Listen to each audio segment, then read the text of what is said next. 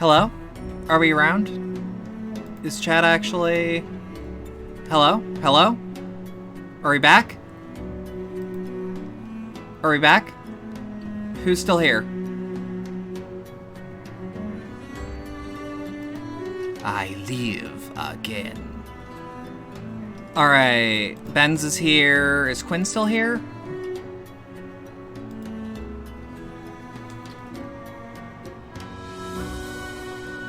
Yeah, the stream, so to answer the question, the Discord, the stream did absolutely blow up.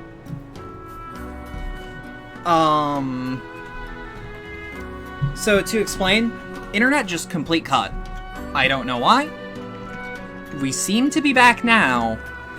If it happens again, whoops. Again, as I said, the router is a little bit wonky because of the electrical work that needed to be done. Sound is still good though, right? Like everything's actually fine. Other than that. Sounds fine? Alright, good.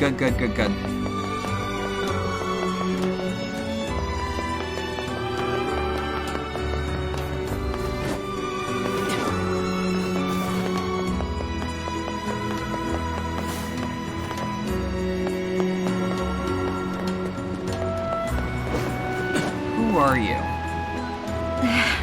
I was out on an errand, but I broke Rule 7017 on the way. Now Mom is going to break Rule 4217 to get for me when I get back. I just know it. Yeah, I expect there to be a small, like, dip in the people, but I hope it wasn't too bad.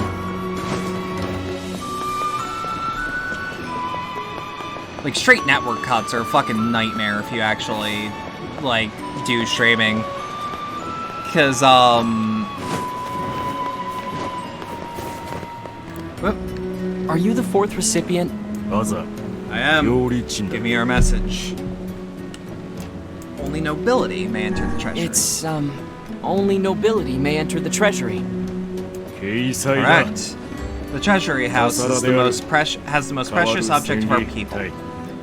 And none but royalty have the right to touch them. Now, your final message. The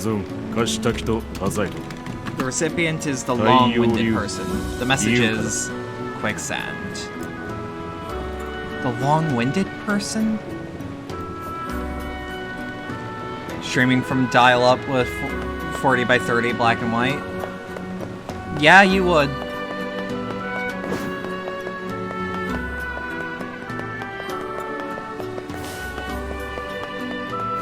Still don't offhand know who the long-winded person would be, but like worst case scenario, we just look for the thing above someone's head, right?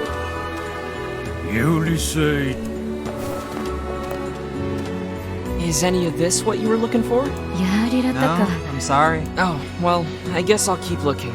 Tune your ham radio to the following frequency to get stream audio. Yeah.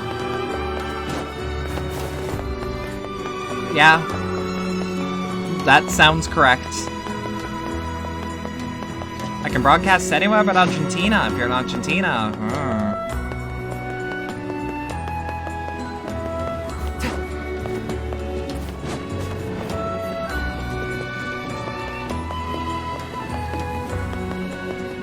Imagine setting up dedicated phone line like a radio host for streaming. Are you the fifth recipient? Someone actually does. Why, yes, I am the fifth and final recipient. How fabulous that you have made it this far. Why, I'm astounded. Now state your message. Quicksand. Quicksand. Correct. Amazing. And while we're on the subject, allow me to tell you the deep historical connections between quicksand and this message ritual. For you see... He certainly enjoys listening to himself. Larry King e-girl AU? I mean, yeah, Larry King was the original e-girl. You have passed your messages to 5 people. Now those of our city know a great deal more about you. Here's your reward for completing the task. Did this really help to build connections? His blasted towers beyond my comprehension. Obtain 10,000 gold. Quest, the Tangled Message is complete. 2 seconds. something fell over. Actually 2 seconds on that. Be right back. Be 2 seconds. Also, I have no coffee. And this is a decent point to get it. Enjoy music.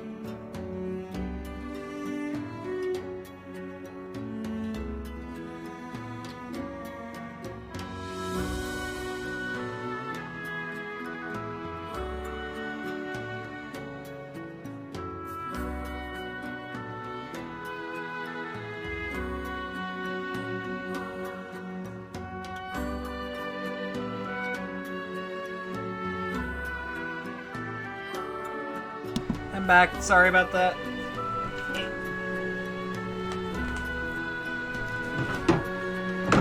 So, good news, A, nothing to my knowledge fell on accident. Whatever that loud noise was an intentional laying something heavy down. The second best news was, turns out... Give me a sec. I knocked over my Q-tips. The second good news is the Wi-Fi did not actually cut out because of a spotty connection. It was manually reset. So that's actually not a huge deal. Let me just set up the highlight software.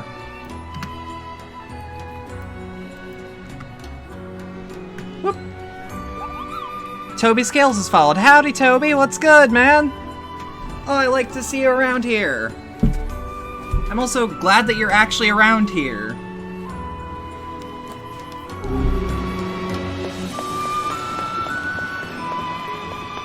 Sorry about the other day, man.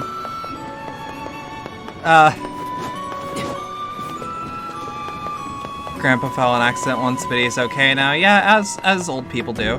It's my day off, just relaxing. Hell yeah, hell yeah. I like taking days off until I actually have to take that day off, and then I hate taking days off. What did I need to do? Incomplete quests. Yona's gift. I already did that. Item unknown. Round striped food objects. It sounds like something like bread. Should get a phone line to stream at 10 billion, 100 billion thousand. I'll think about it.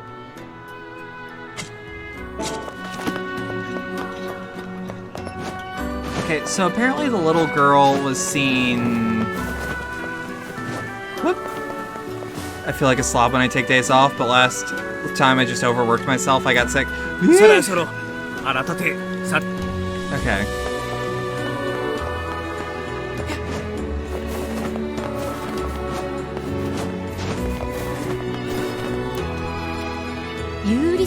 Missing girl, yeah. I saw her in the lowest level of our city just yesterday.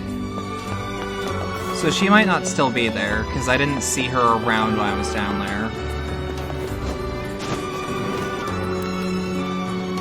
I'm watching over the children here, but all they do is pull pranks and call me names. I'm not sure I'm cut out for this.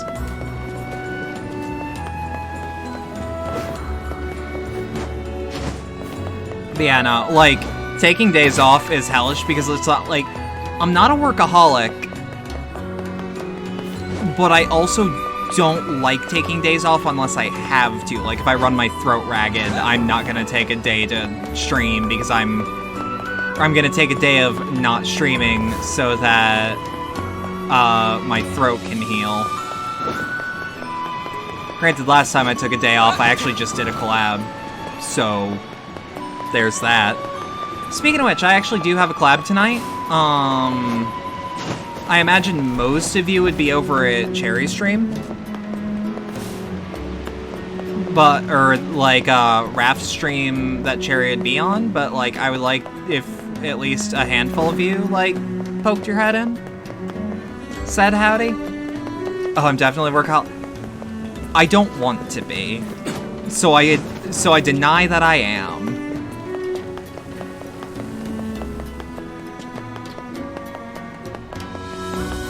If I deny my true nature, I feel a bit better about myself. You can lurk. In fact, we have a lurk command. I'll come over to that stream most likely.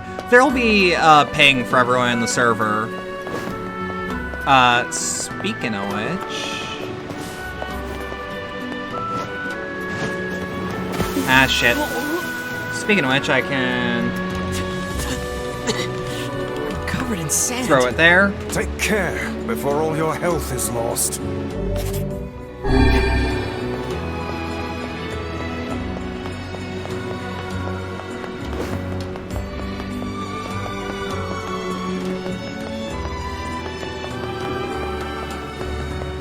Salmon reveal at 6 billion.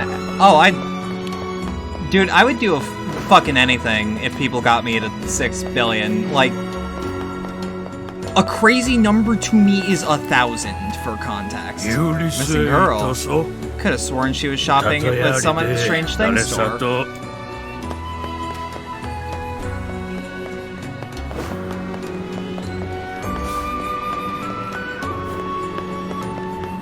Unless salmon reveal is like an innuendo. In which case, oh, hee hee.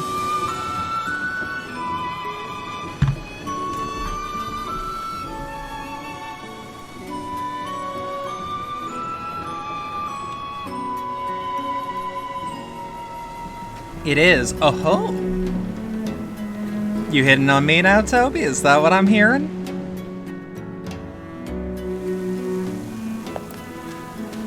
You 75% of the population subscribing to my Twitch. Y'all better. The girl's gone missing. Well, last time I saw her, she was hanging out with her boyfriend. Where is that? Who is that? Full Silent Hill 4 foreskin theme stream at 4,000. No. I don't have it in my heart. Who would her boyfriend be? Bet he doesn't kiss ya. What? Given all the info we've gathered, the missing girl should have been around here with her boyfriend. I say, are these bloodstains? Got bloodstains in my bathtub, I got vomit on my floor. Yeah, and yeah. They look fresh. I fear the missing girl may somehow figure into this yet. You should probably run for office. Imagine how many subscribers you could get if you became president. No. Let's go find him. Maybe he knows something. But where is he? Bloodstains are the worst stains you can have in your bathtub?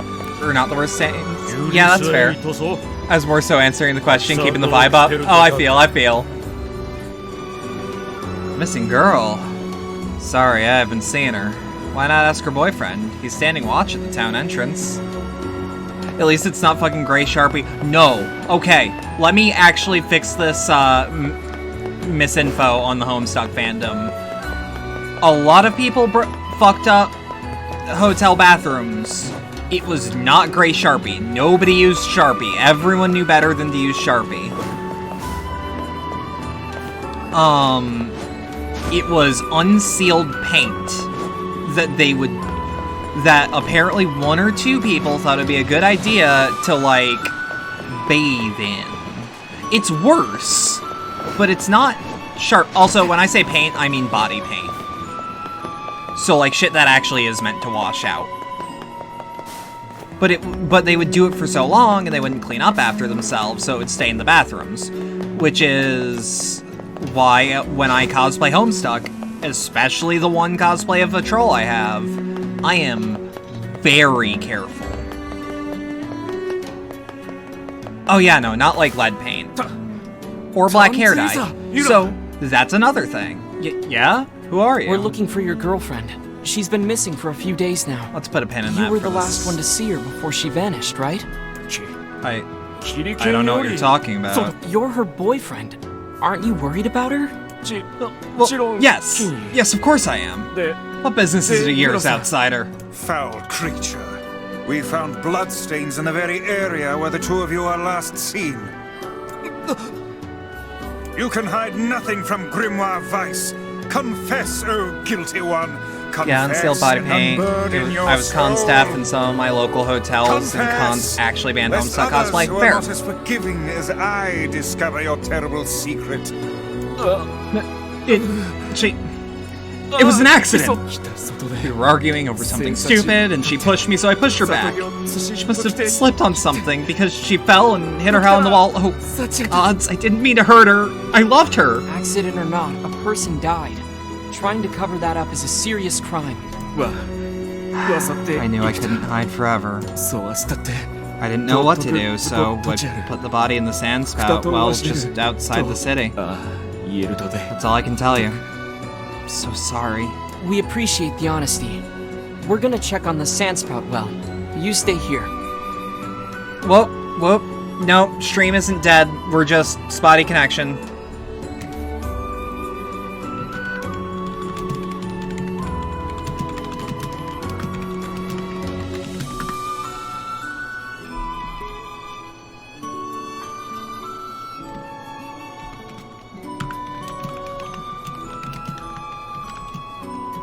Alright, can everyone hear me more clearly? Stream ain't being fucky.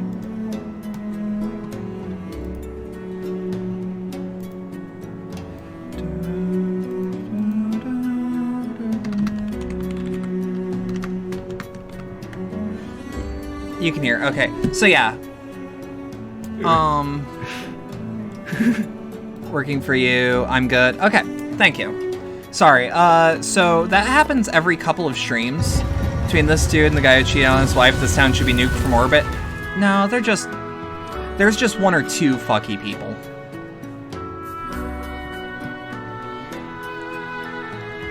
But yeah, a lot of hotels banned Homestuck cosplay that was full makeup out.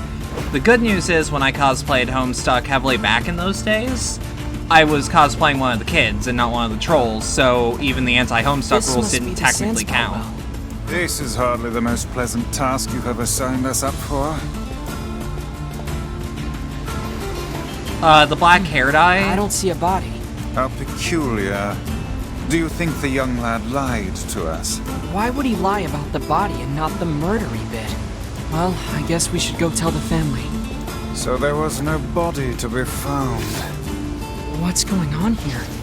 She must have been carried off by the sands. Or the wolves. There's a furry convention where people released chlorine gas, or was that a myth? Mistaken No chlorine gas to my knowledge. There was a threat, but you're thinking of Rainforest. There's an Internet Historian episode on it that's really good.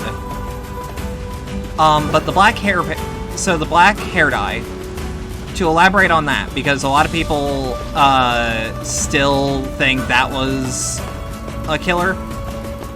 A lot of responsible Homestuck cosplayers used like Party City hair dye that it was meant to wash out.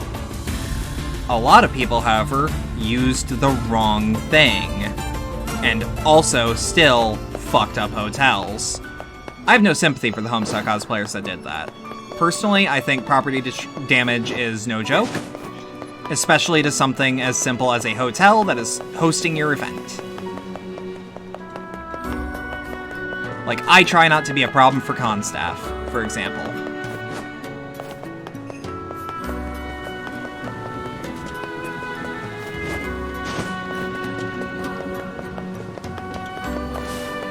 Wait, actually, where are her parents?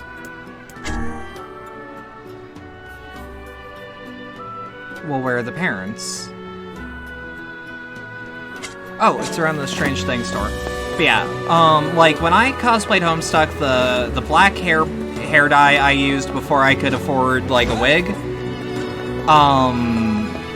it washed out, and if it stained anything, it was the pipes. Which I doubt, because that thing, the instant water hit that, it just dilutes. So, it's no real problem. It is almost like I am a responsible cosplayer. Guess what? My daughter's back. Listen, your daughter is... Wait, what? My apologies for bothering you. But your boyfriend told us you were... By the gods! You're alive? But how?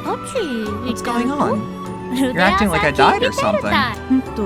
Yes, you're acting terribly strange. But back there is the well. Whatever. I don't understand a single thing that's happening right now. Could the man possibly have been deluding himself this entire time? Well, our daughter is back with us, so all's well that ends well as far as I'm concerned. Here's a token of our gratitude for helping with the search. Only reason I'm not a huge fan of my local Homestuck cosplayers that cause fire hazards, because they would all group up in entrances and exits for pictures for hours at a time. That's what staircases and atriums are for. And even then, don't block staircases for pictures for more than 5 minutes. I don't know, maybe it's because I'm older? But... what the fuck? You know?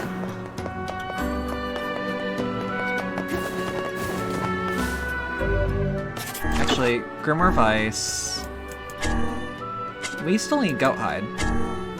We also need 10 sardines, 3 more medicinal herbs, 10 wheat. But we can do that.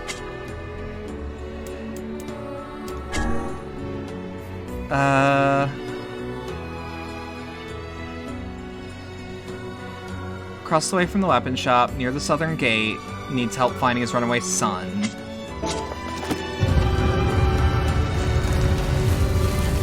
We'll get back to that. Yeah, I don't know. Homestuck's really good. The fandom used to be... But it's like, shit. When I was doing, like, more intense troll makeup, I would actually use nicer paint because it didn't smudge quite as much. I'm glad people eventually figured out how to do arm socks, though, so that you can touch things without getting paint on anything. Because you don't have any paint on your arms if you just wear socks that are gray that go over your arms. Which, that's just modified pantyhose, really.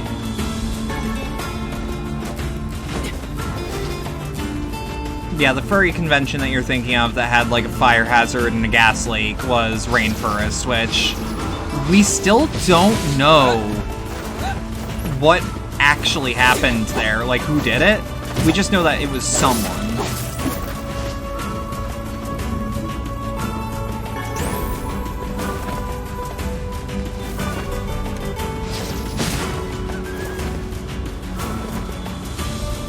Like, all we know is that everything that happened was real. But, other than that,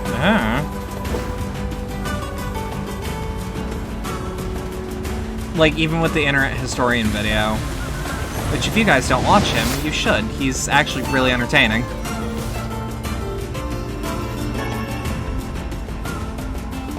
scorpions.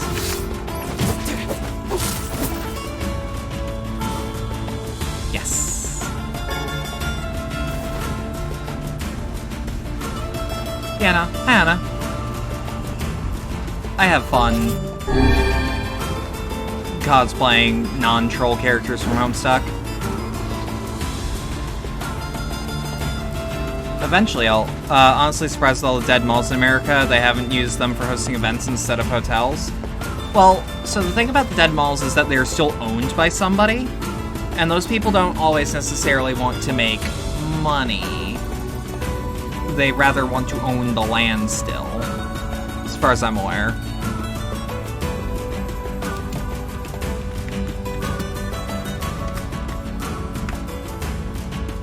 Duh.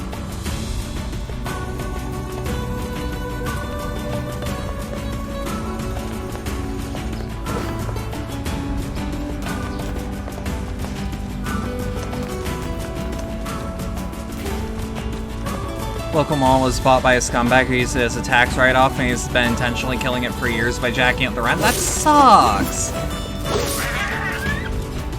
I miss malls being more of a thing. Like, I wasn't there for them to be a thing, but... You know?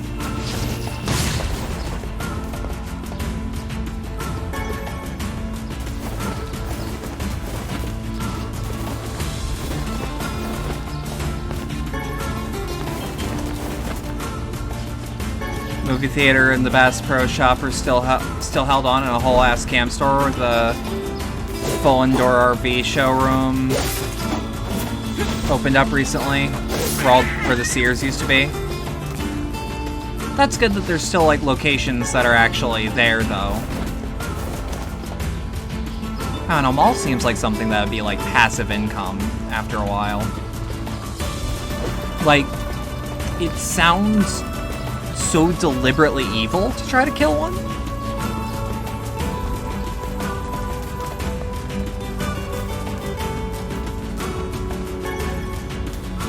I like Bass Pro Shops. I did not know they sold guns, but I guess it is technically a hunting store. It's just a Cabela's that cares a lot more about fishing.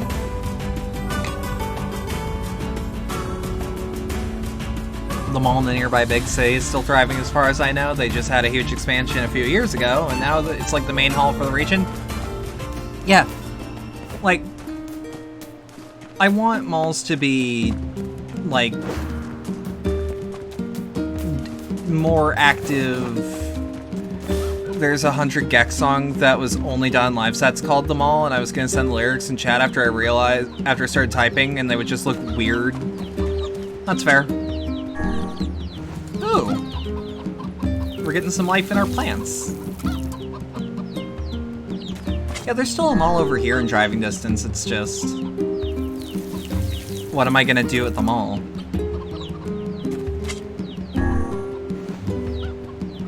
Two, if you don't count the Mostly Dead one. I do count the Mostly Dead one. Because it's still a mall.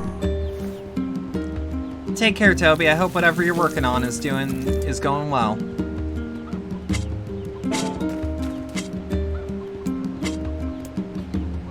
Let's hit Bounty Fertilizer and plant some wheat here.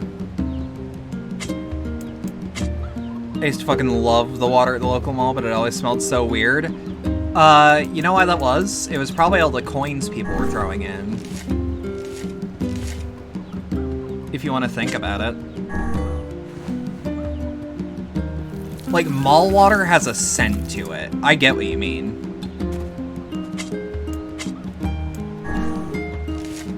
Yeah, it's just the smell of coin stank, which I wonder how often they clean.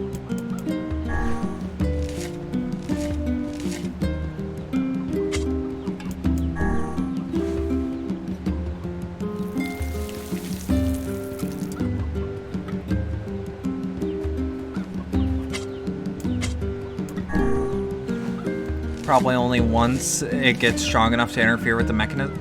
Maybe? We're gonna have this just as a full row of wheat, if we have enough seedlings.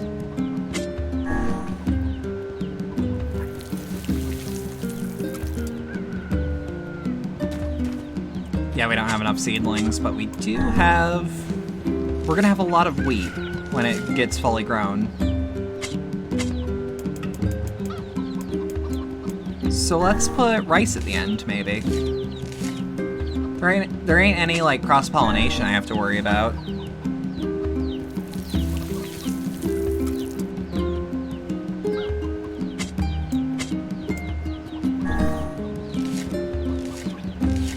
And plant money is just good money in general. Oh, I don't have any rice anymore? Beans, then. Beans are a shitload when they actually start growing.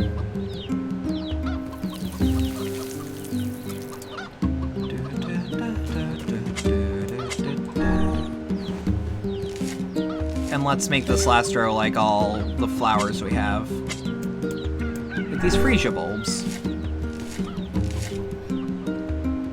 Also, so I have to ask, because Quinn knows nothing about the first Nier, how do you feel knowing that there is an in-depth farming mechanic? Just found out there's a covered mall from 1850 an hour north of me and I really want to go now. Go there. As long as it won't kill you. You're vaccinated now. Be right back. I think I knew that from zero punctuation. Fair enough. Also, wow, the Streamlabs bot was really slow. Yeah, this fucking rules. It's probably really dull to watch, but I'm having a lot of fun just, like, planting my flowers for money. Because it's one of the most surefire way to actually, like, gain money in this. Not saying money is, like, hard to come by. You can just grind for materials and sell those, but, like...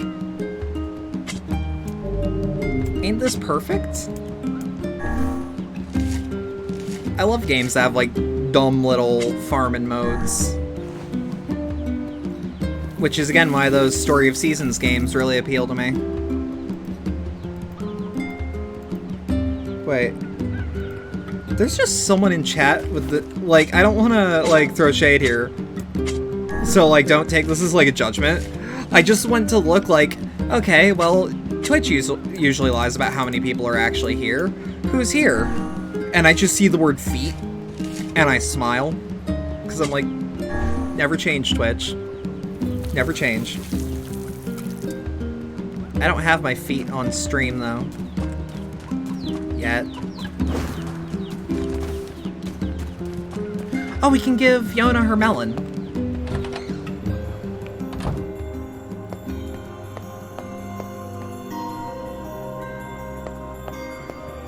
I got your melon, Yona. Thanks. If there's anything else you want, just let me know. Well, since you are... I feel like Nier's reviews really suffer from the watermelon? generation when it came out. There's a lot of stuff that I appreciate, and I think it's good. That was insanely out of vogue when it came out. This time? Yeah. Sure thing. Do I not already have a watermelon? I'll be waiting for that. I thought I already had a watermelon. I think we can buy one. Yeah, Nier was like a 60. Like a 63 on Metacritic when it originally came out. But like every single review that actually got through the game complimented the in-depth story. So it was always appreciated to a degree, and let's not say there wasn't a fair amount of jank in the original. There wasn't all that much jank, it was just the fact that it was very basic, and people are like, oh, why isn't it as smooth as, like, God of War? Some of the gate they claim to be... Oop. Please get that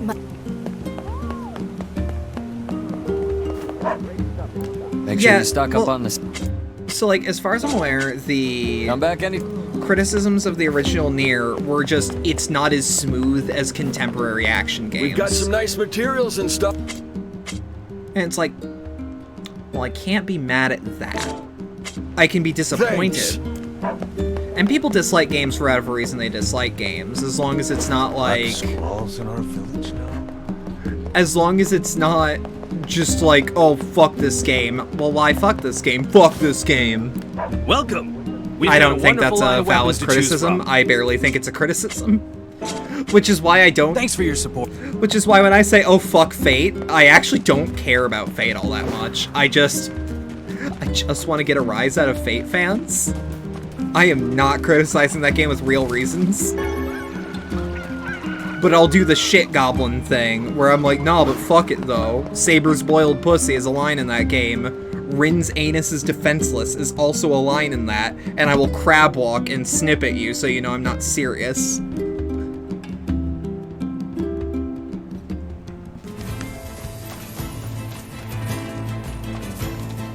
People who got mad at Gone Home because they don't like Gone Home.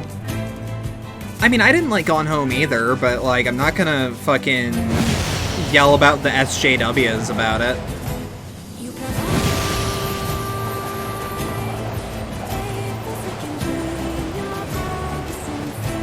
They don't... Well, part of my reason to not get into Fate is the Fate fandom. Because I like to talk about the things I get into. And if the people who like the thing are awful, I will be either dead silent about the thing, or just not touch it, because I like to talk about the thing. Oh wait, no, weapons are over here. I'm an idiot. Not liking it is fair, not liking the game because you don't like some guy who reviewed the game positively or whatever. Oh, that's dumb. I would never hate a game because, oh, this person that I don't like gave it an 8. That would be dumb. My weapons may not be the latest and great. Yeah, nah. Oh, I bought all the weapons I can.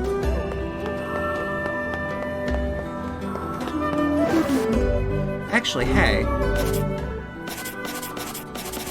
Do we have anything? Huh. I suppose not. We got the late. Let's get like 10 speed fertilizer and 10 bounty fertilizer. Hope to see you again. Yeah, to my knowledge, it was just like Nier was slower, heavier, and weirder than other action games of the era. Hope you come back. Otherwise, I don't know. We've got...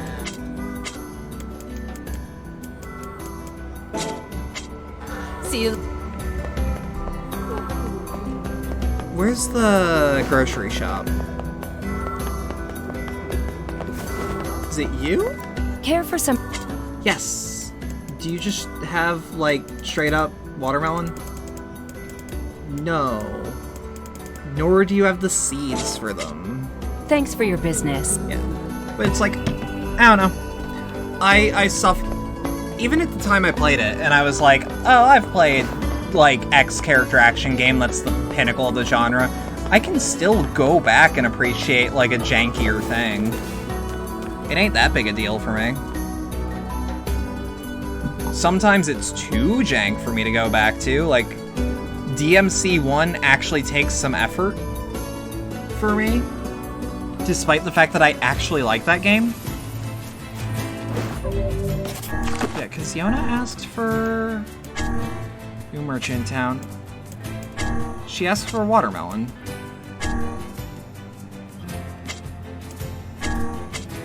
Oh, we never did tell the guy that we fixed the... That we fixed the thing with the package. Literal FedEx quest.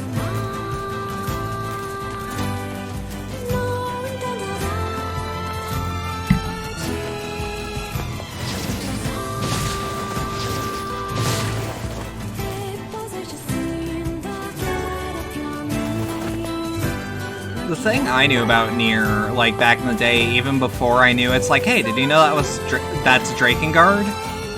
Was, hey, did you know this soundtrack fucks?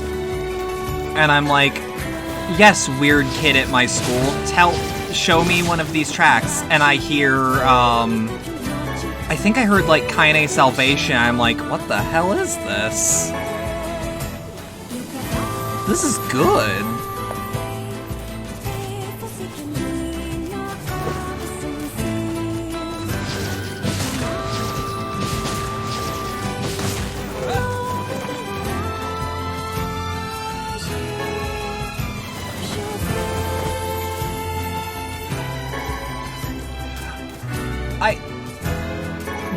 this is my favorite kind of game, though, because, like, a lot of people will write this sort of game off and be like, it's weird and kind of basic to play, the frame rate's a bit spotty. And I'm like, yeah, but everything else is good. Like, really good. Like, holy shit, really good. By the way, Quinn, if you want to get the whole Nier story, you will have to play FF14 eventually. Literally just ask. I can get you into some places. As in, like, I can carry you. I don't know if you'd want to get into a free company. But it's like, you will eventually have to do it. Or do the really dry version of it, which is... I'm cleaning off my controller, I was doing it during a loading screen. Or it's, you're gonna have to do the really dry thing and wait for me to do it. Which will take a few months, because Heavensward was great, and I'm still playing through the second expansion, Stormblood, and it's dragging ass. But for my tastes... Like, I can't marathon that like I marathoned Heavensward, and it's making me sad.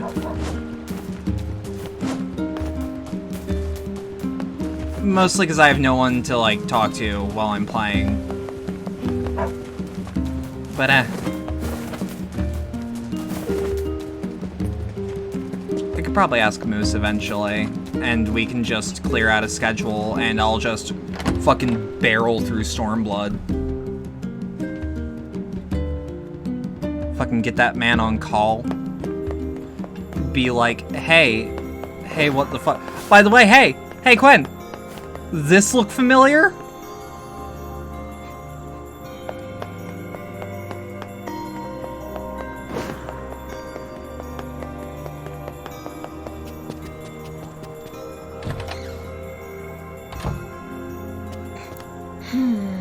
What's up, Popola? Oh, hi. I just got a strange letter in the mail. Dearest Popola, I hope this letter... I've got dinner, I'll be back in a while. Oh, okay, take care.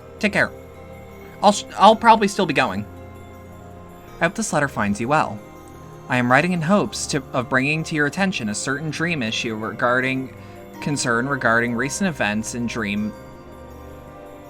I am writing in hopes of bringing to your attention a certain dream issue of concern regarding recent events in Dream the Village. I was hoping I might be able to get your advice, Dream, on the matter.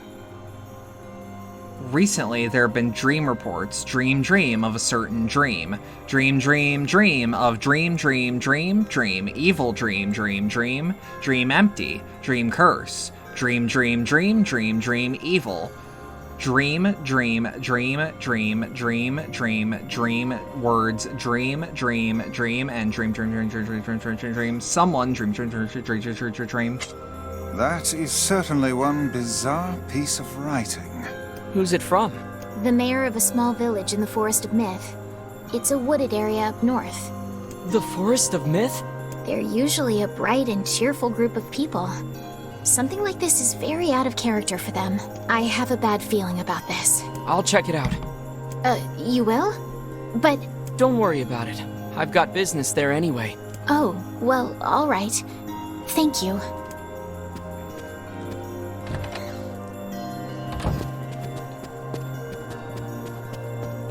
Notes like that might get really weird and wordy. But, and hear me out, y'all wouldn't realize how fucked up it would be if I didn't read it accurately.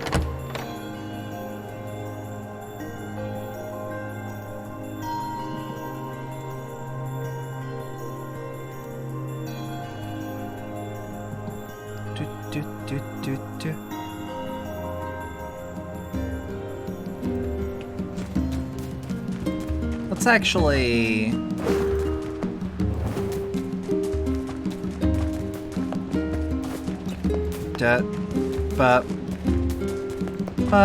Sorry, had to one-hand a thing.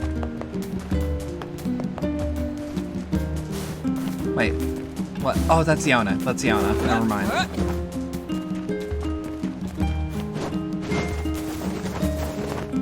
Your delivery is complete. Thanks. Here's what I owe you. 2,800 gil. Guild? Gold?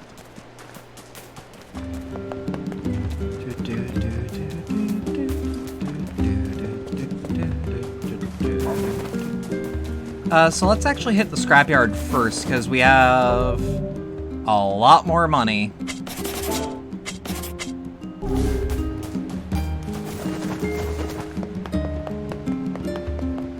And we'll be able to actually upgrade our shit, I hope.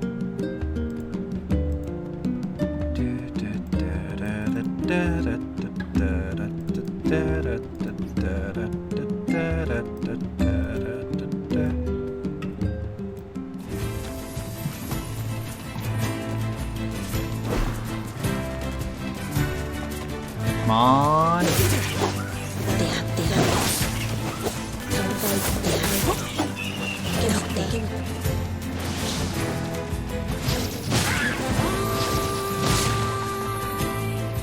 At least in theory, it's pretty much painless. By the time the Darklance hits them, boom.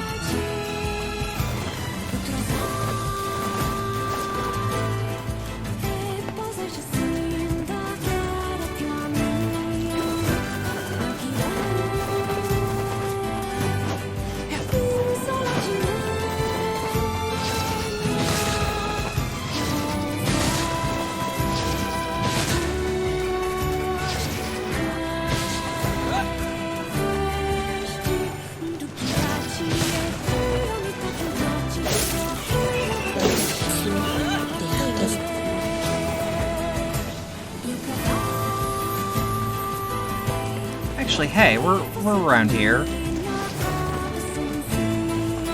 we fish? Oh, on God, we're gonna try.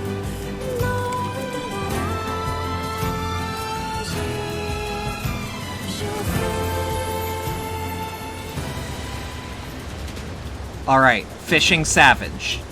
We got this, we got this.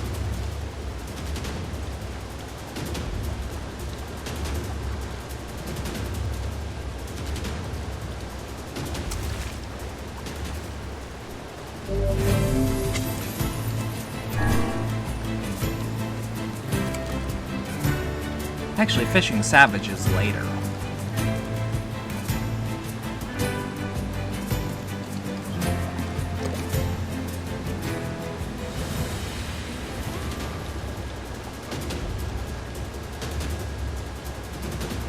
Damn it! It ate my bait.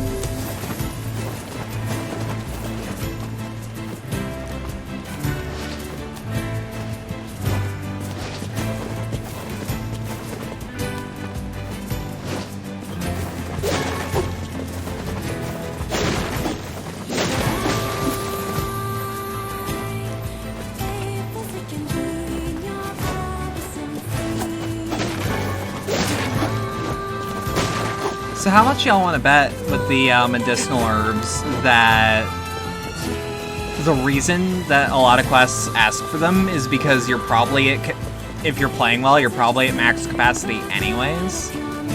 So they're trying to actually take it from you so that you can get more. Therefore being actually really good game design.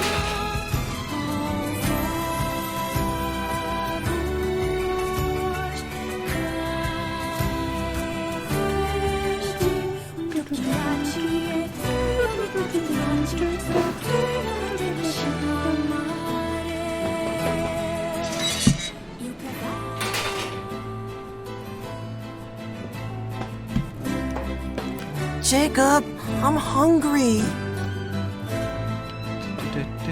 How can I help you? Need some work done on your weapon?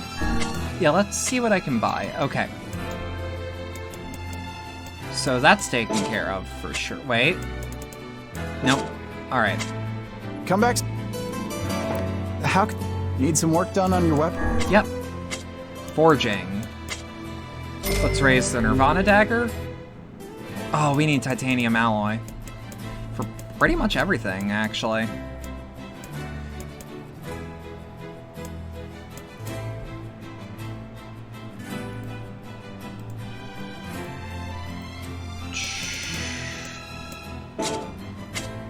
Come back soon.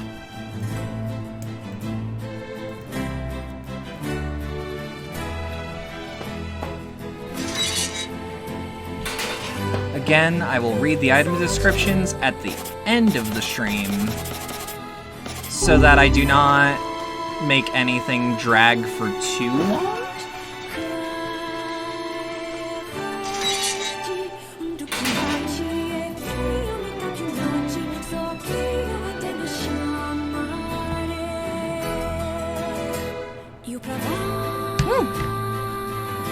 My coffee spat at me. I keep drinking it at just the right angle.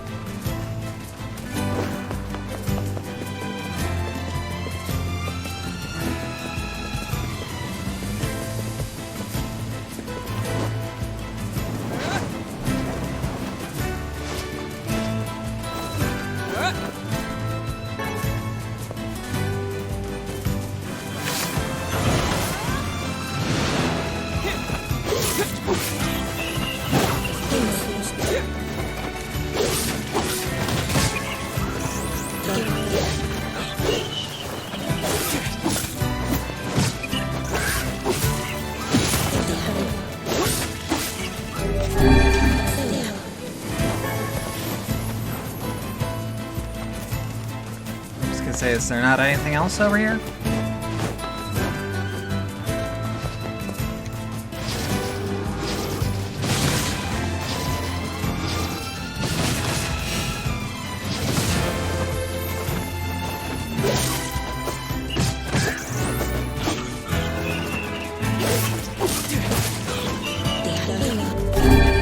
Yeah, we might as well.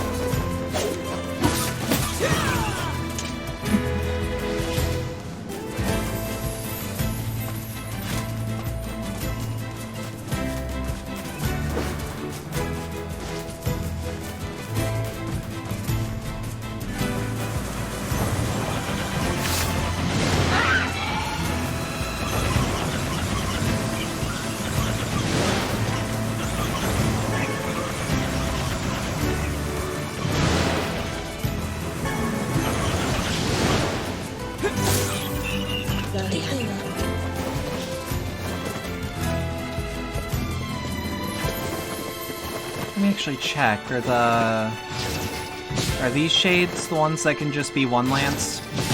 No, they need two. Oh, the game flows a lot better now that I can see enemy health bars.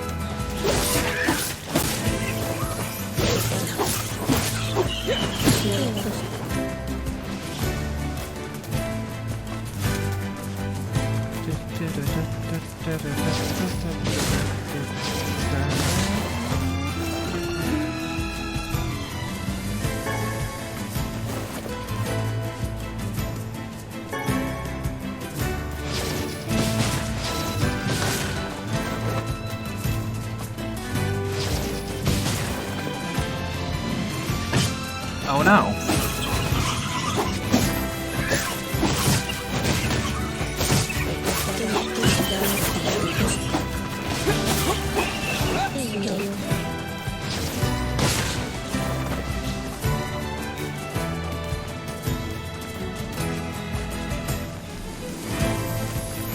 God, this is just the perfect game on stream to just vibe to.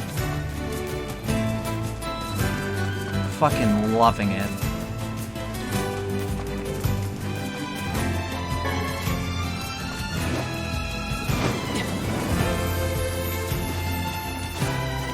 Ooh, what's over here?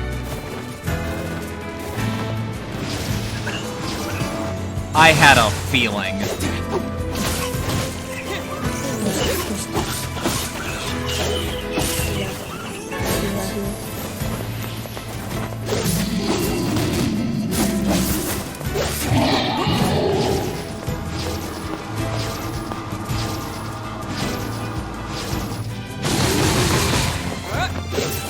Go, go, go, go, go!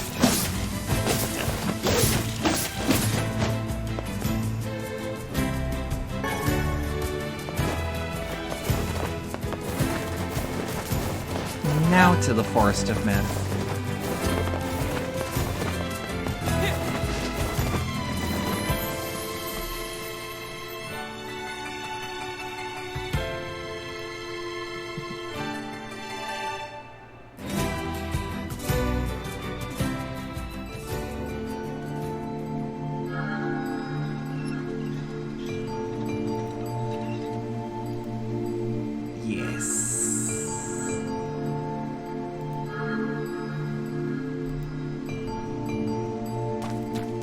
It sure is quiet here. Such silence bodes ill. There's trouble on the way. I'm certain of it. Beware. Beware. The words. The words? What do you mean?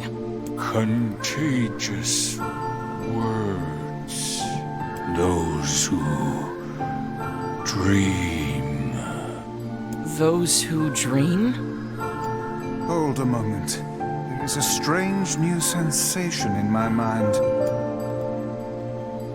Vice's voice rose in a quizzical way. It is not quizzical.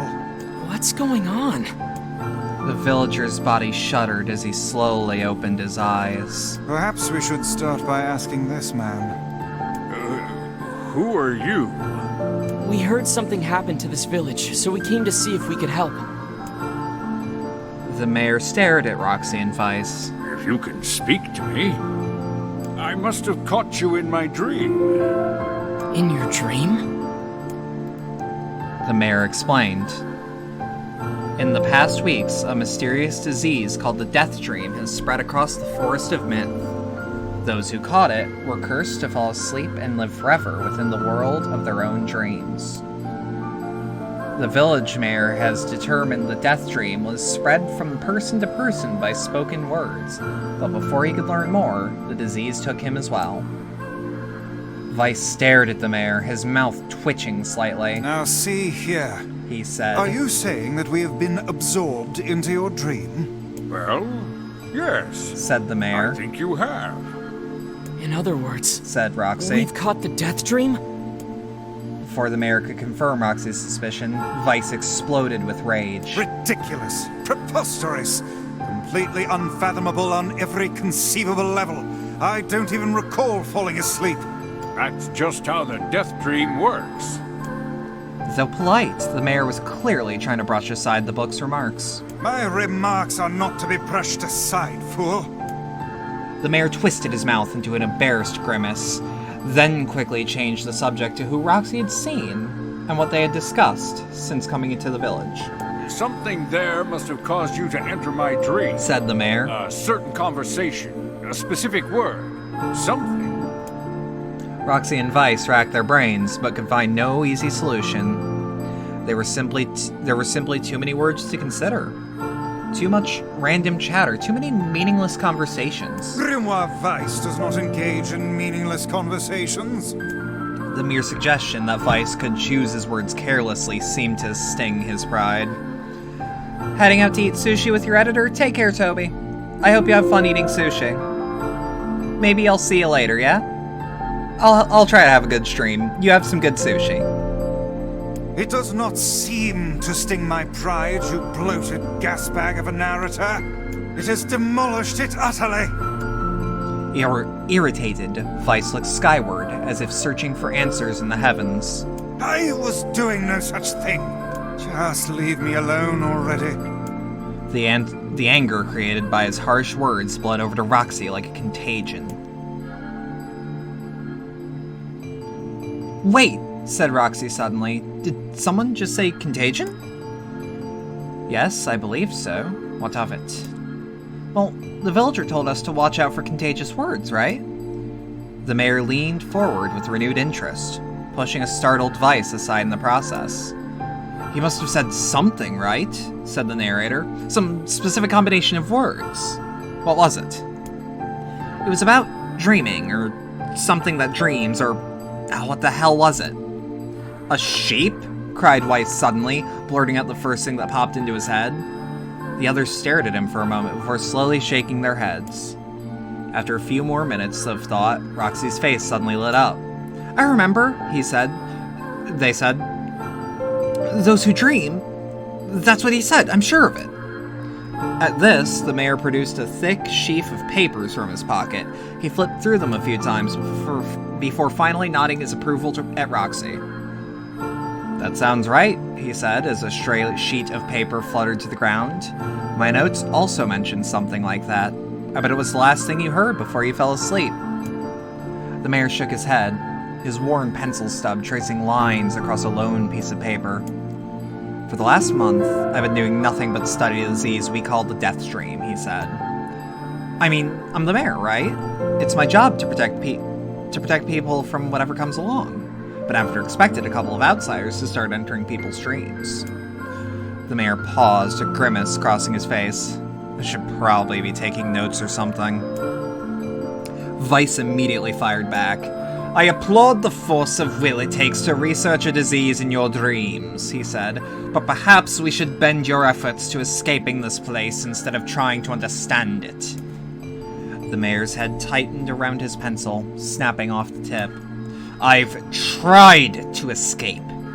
From the very moment I realized I was locked inside my own dream, I've been looking for a way out, but I don't think it exists. I mean, this is my dream, right? If there was an exit, I'd know about it. He paused for a moment, his unfocused eyes staring at nothing. My village was beautiful, he said to no one in particular, and was filled with the most wonderful people you could ever hope to meet. But once this disease took hold, things changed. It's like someone took a sponge and soaked all the color out of their lives. I just want us to be whole again. I want us to be free. And I won't stop trying until it happens. Roxy nodded in agreement. Huh, wait a second, I didn't nod? Look, if we can be of any help, said Roxy, just ask. Now, hold on, I did not just say that. Silence, cried Vice. The grimoire looked from Roxy to the mayor and back again, his face filling with confidence. Grimoire Vice's face is always confident, thank you very much. Now see here, Mayor. You told us that nothing can exist in this dream without your knowing of it. But yet you seem surprised to see us when we first arrived, yes? The mayor slowly raised his head, realization dawning on his face. Oh my god, he said, you're right, you're right, I had no idea you were coming. The human imagination is a limitless engine, said Vice, and dreams are the fuel. If you can imagine an exit, then it must be so. With your permission, we shall search it out. Thank you, said the mayor. I don't know how I can repay you. Payment is not required. We are as eager as you to be done with this place. The mayor suddenly felt as if he could breathe again. He'd almost forgotten what it was like. Good luck, you two, he called at the departing forms of Roxy and Vice. We're all counting on you. As Roxy slowly faded into the misty forest, the mayor was struck by a sense of déjà vu. I saw this man once before, he thought. But where?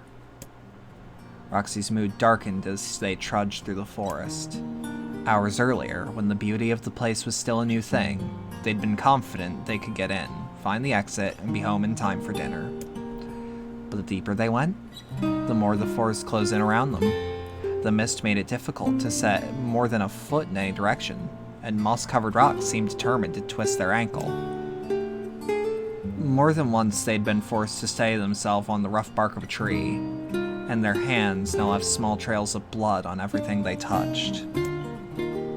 Additionally, Vice was proving to be a spectacularly poor traveling companion, unhindered by either terrain or physical effort.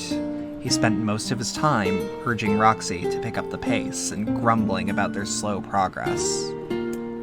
Finally, after Vice muttered something about legless turtles being more adept at navigating the environment, Roxy snapped. Okay, Vice, cram it for a second, would you? You don't have to walk! Roxy leaned against a tree and tried to stretch the knots from their back. How could this stupid forest be so big? They muttered to themselves. The moment the words tumbled from their mouth, a cacophony of insects sprang to life. Every imaginable form of buzz, click, and hiss roared at a volume that rattled their teeth. Roxy slapped their hands over their ears and screamed to be heard. "Vice! What's going on?" Roxy could see Vice's mouth moving, but he may as well have been shouting in a tornado. The insect screamed. The forest howled. And then, just as Roxy's ears seemed ready to tear from their head and go running for cover, the sound diminished. Hesitantly, they removed the hand from their left ear and listened to the creatures of the woods. Zri, zri, zri, zri. Shack, shack, shack. Ch-ch-chee, ch-ch-chee, ch-ch-chee. Woo-woo-wooma, woo-woo-wooma. Shik, shik, sick. Shik, shik, shik, shik, shik.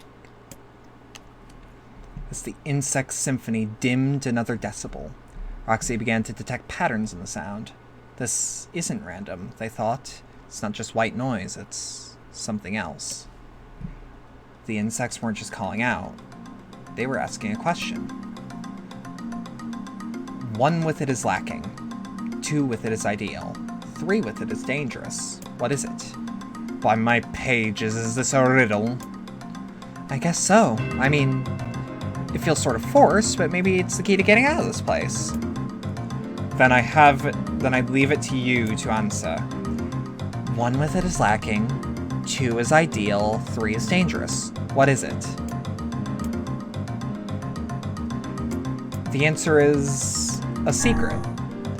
Inwardly furious that Vice left a task to them, Roxy sighed and gave the only answer that made sense. It's a secret. Right? The sound of the insect stopped as suddenly it began. The sound of the insects stopped as suddenly as it began. The forest underground parted before Roxy like a rippling wave, opening a new path. These forest arthropods are making a road for us, said Vice with glee. Pleased at passing the test, Roxy moved on with new intensity. The path offered their body relief from the undergrowth, but gave even greater cheer to their mind. As soon as they were on a path, their journey had a purpose. I guess the forest accepted us, huh? Said Roxy after a bit. Vice spun around to face his companion. Do not mistake the will of this forest for some happy pet you can suddenly befriend. We have no idea where this path leads. As Vice finished speaking, the pair turned a corner and found themselves facing a clear forest spring. Smiling, Roxy picked up a small rock and sent it skipping across the surface of the water. Good heavens, said Vice. His surprise was understandable. Each time the rock struck the surface of the water, a musical note rang out. When the rock suddenly stopped moving and sank to the bottom of the spring, the ripples behind it left behind... When the rock suddenly stopped moving and sank to the bottom of the spring, the ripples it left behind came together to form words. I enter through the window, but I break no glass. When night falls, I vanish. What am I? Absurdly easy, barked Vice. Now answer it. Roxy grit their teeth and tried not to reach out and strangle their companion. He's right after all. This one's pretty easy. I enter through the window, but I break no glass. When the night falls, I vanish. What am I? Sunlight. A plume of water suddenly burst from the spring. Sunlight filtered through the trees and reflected off the plume, creating a shimmering rainbow that spanned the entire horizon. In all my years, said Vice softly, I have never seen such a sight.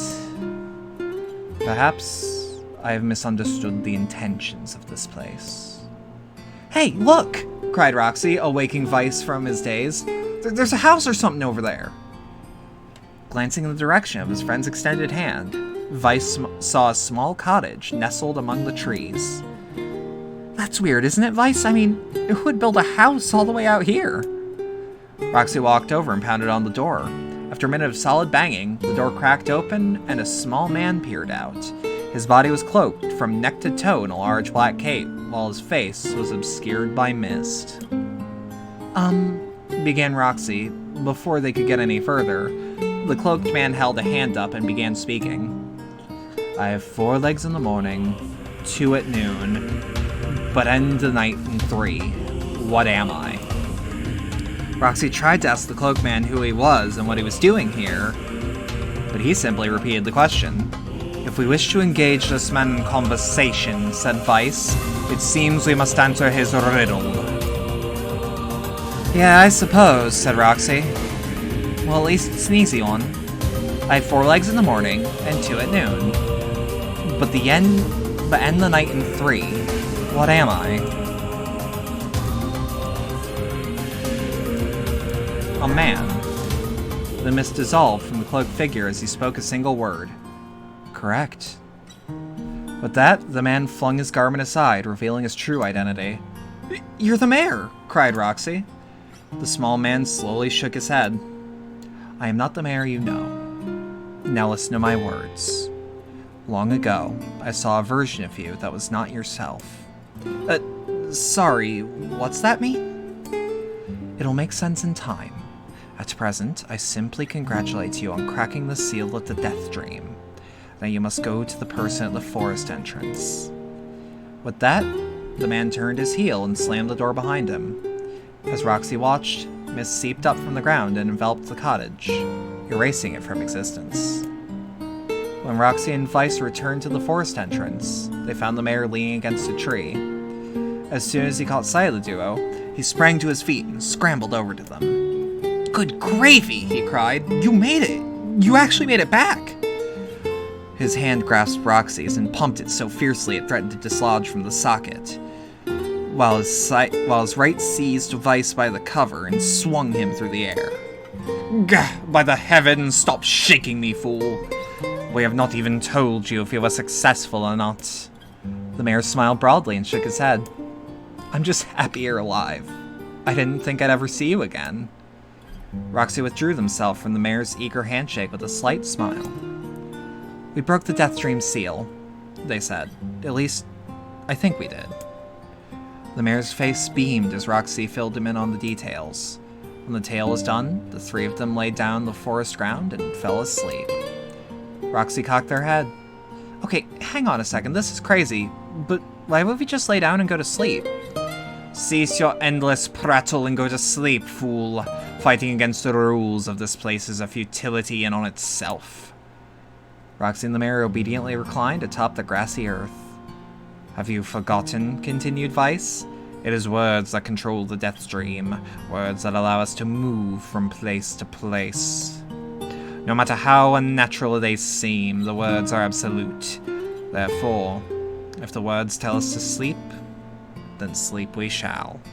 And once we do, the story will continue. With that, the trio found their eyes growing heavy, their breath slowing. This is the first time, began the mayor. The first time I have felt tired since I was imprisoned here. His words were cut off by a loud, long yawn. He remembered nothing more.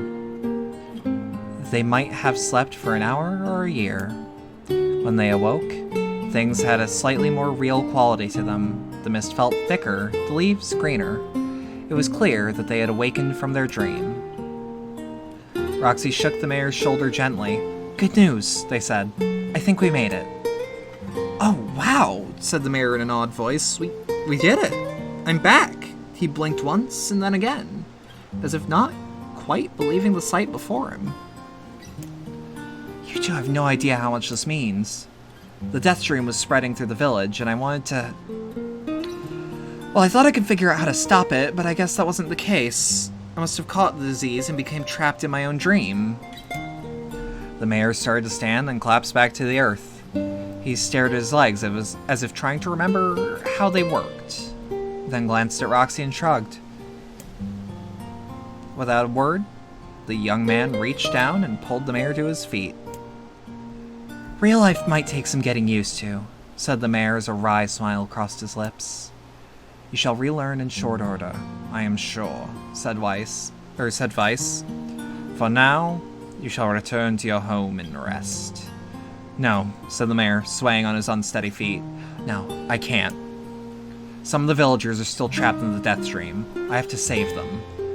The mayor slowly made his way to the divine tree in the center of his village, then bowed his head and prayed silently.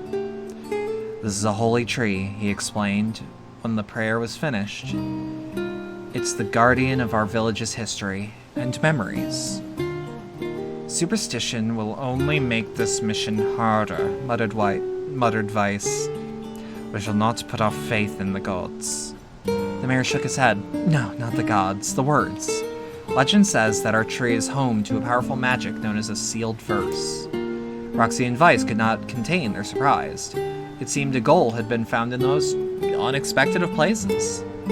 I say, muttered Weiss, this is certainly a stroke of luck. As the three of them said their goodbyes, Roxy mentioned the strange man who had given them the third riddle and the mysterious words he had left with them. I once saw a version of you that was not yourself, muttered the mayor. What in the world does that mean? Lost in thought, he stared into space for a long moment.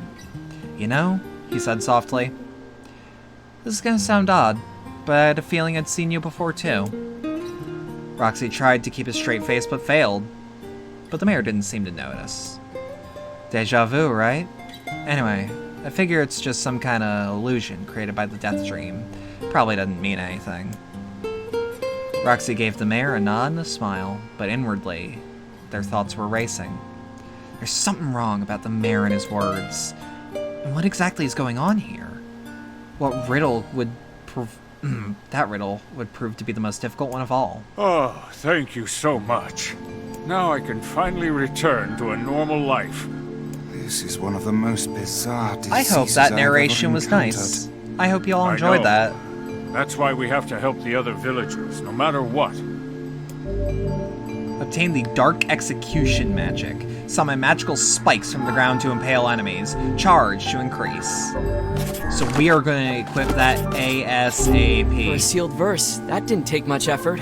Yes, all a touch too easy if you ask me. It's almost as if someone was guiding us to this village. Don't overthink advice.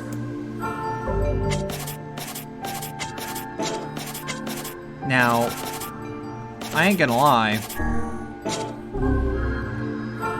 I was trying to narrate that as I would narrate a bedtime story.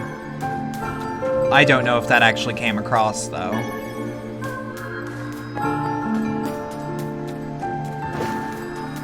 I think I have a decent voice for that, though, even if I don't like my voice much. It's okay, because it's improving, and I'm getting better at reading out loud, despite some struggles.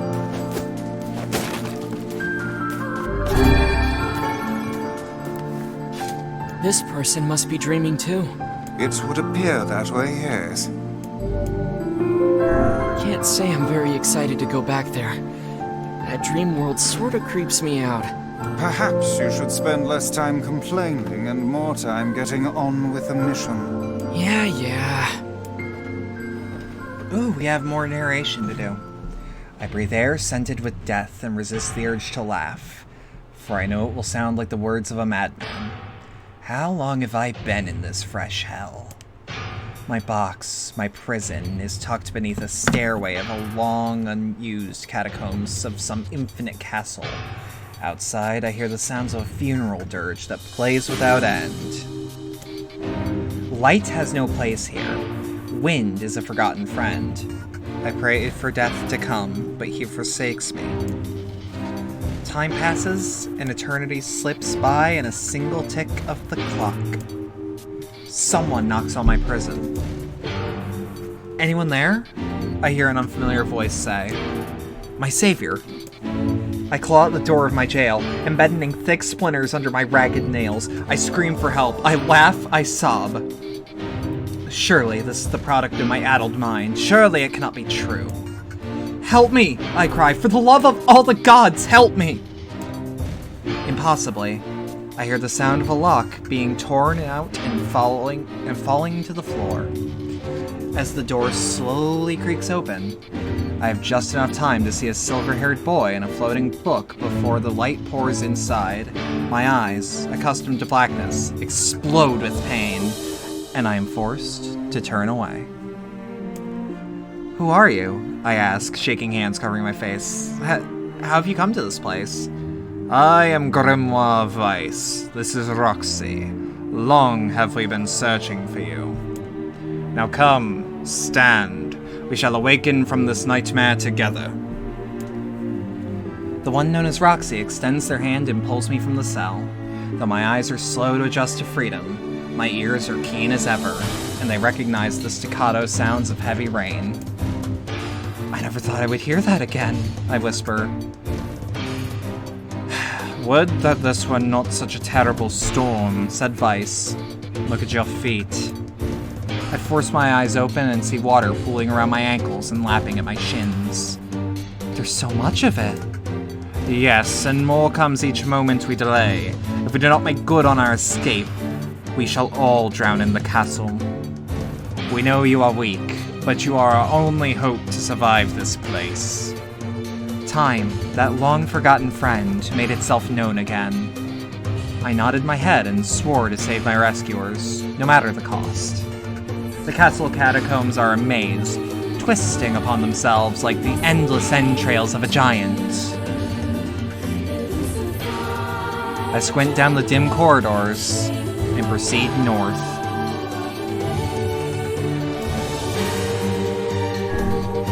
At the end of the corridor, I find a row of 20 gorgeous canopied beds resting atop a carpet of velvet. All are covered in a thick layer of dust and cobwebs.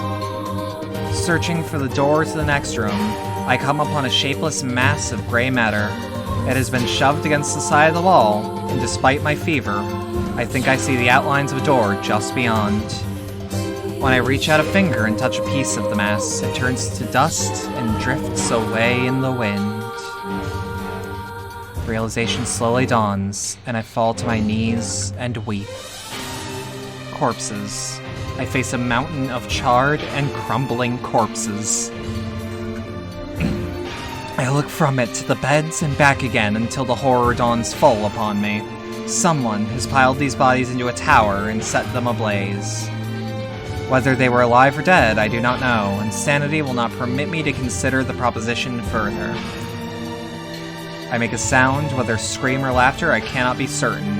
Then my mind grants me merciful blackness, and I find myself opening the door and leaving that most terrible of rooms. I squint down the dim corridors and proceed east and proceed west. East? North. North? At the end of the path.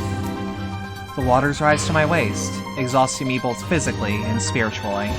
I pray that this is the way out. Eventually, I can stand the sight of the waters no longer, and so my eyes turn upward. Imagine my surprise when I see a series of paintings hanging on the faded plaster wall. Each depicts a person in the prime of their life, clad in clothing of the highest qualities. Their styles, however, are strange to me, leading me to longer believe that these people have lived long, long ago. One subject wears an outfit that particularly catches my eye. It is constructed of a thin, breezy cloth, and decorated with a motif of flowers and birds, while encircling the figure's waist is a leather belt of the most perfect construction.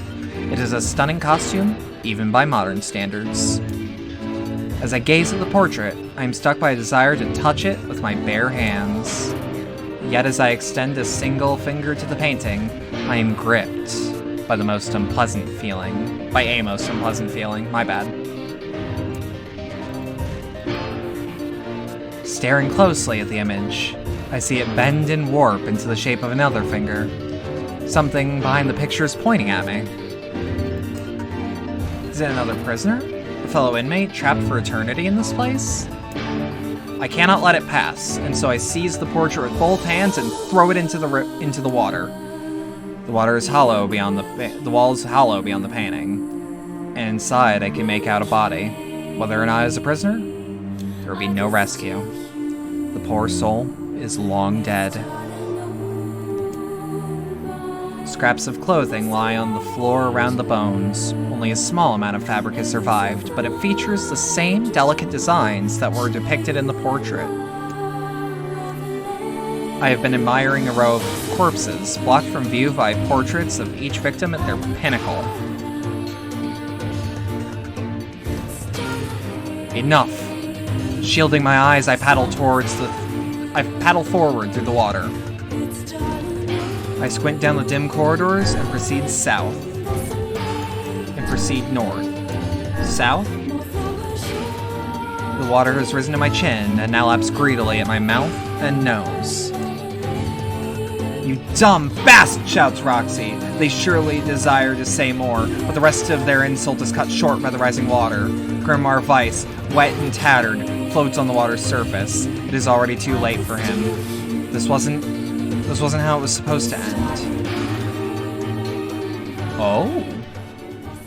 Alright, I was not aware of the death conditions.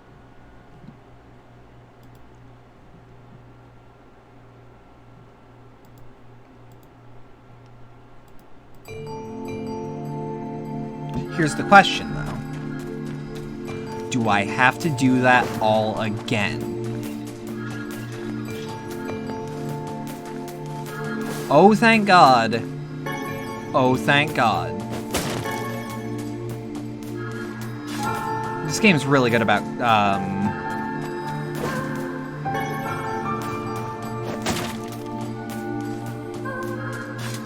So we're gonna try to free them from the death stream, but that's a lot of narration that I could be potentially doing. So we're gonna save first, just in case something goes wrong, because God knows something could go wrong at any given time.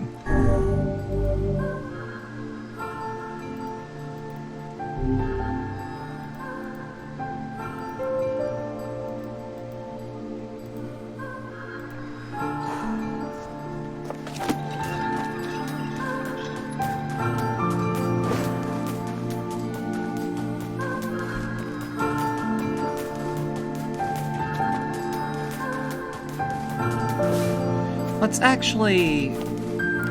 This person... It would appear... No. Let me just... We're not doing that blind, let's put it that way.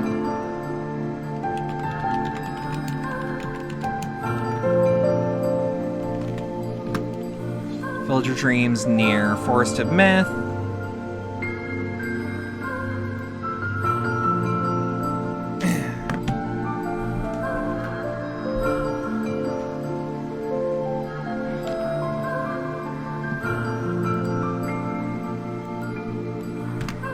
Just gonna... There we go.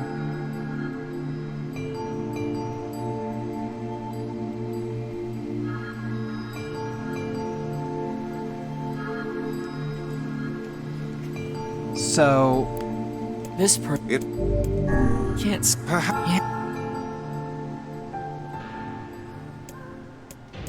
We are just gonna...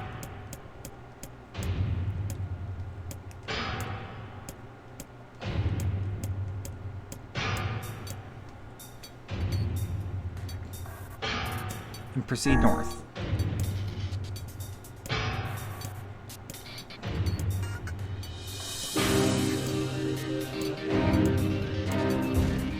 And proceed east, then proceed north.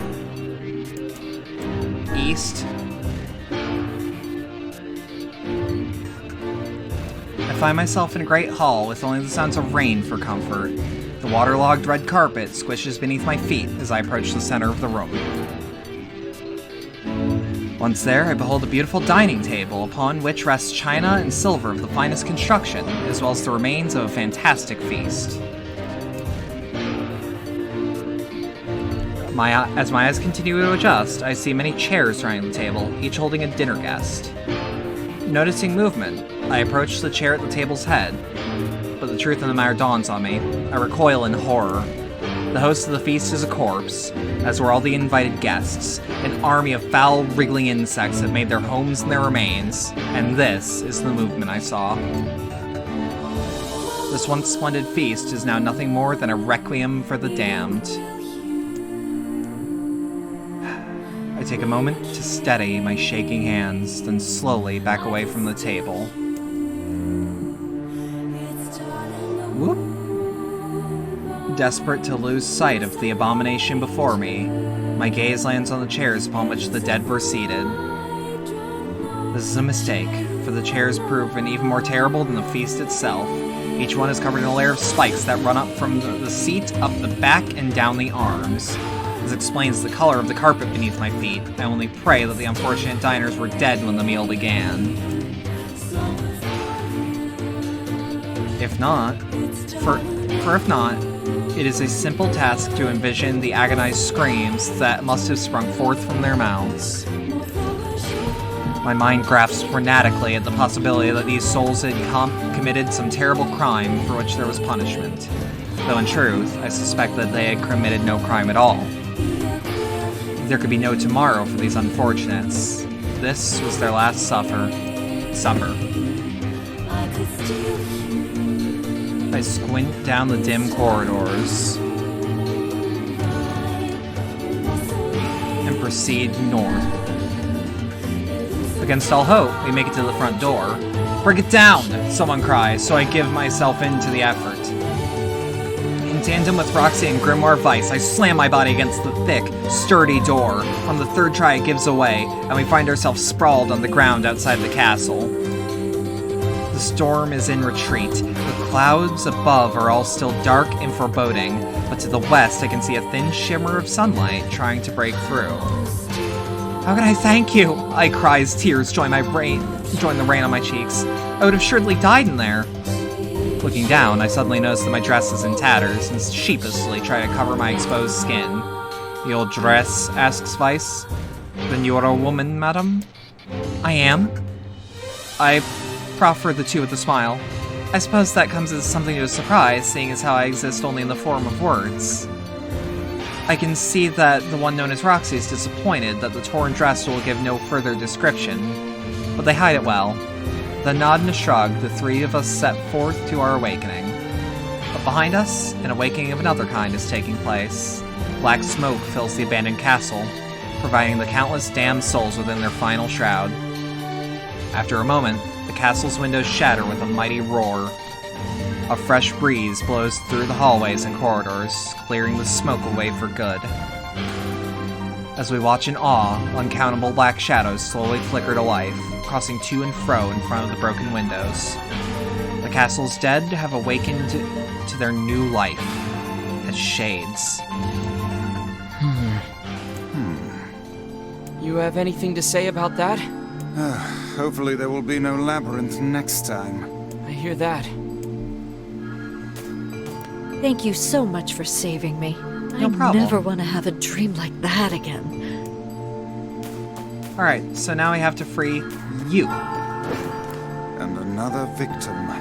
This work certainly is trying. Whoop. I figured a book like you would be into all this word stuff, Vice.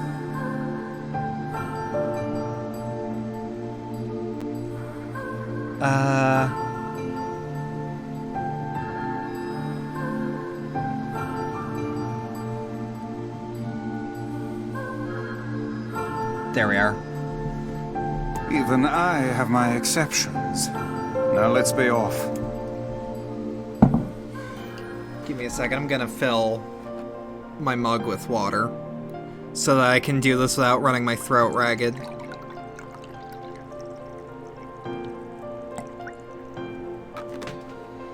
A colony of massive sculptures was visible in the distance, their tall forms scraping against the sky. Vice and Roxy had never seen such a sight, and their eyes widened as they tried to take it in.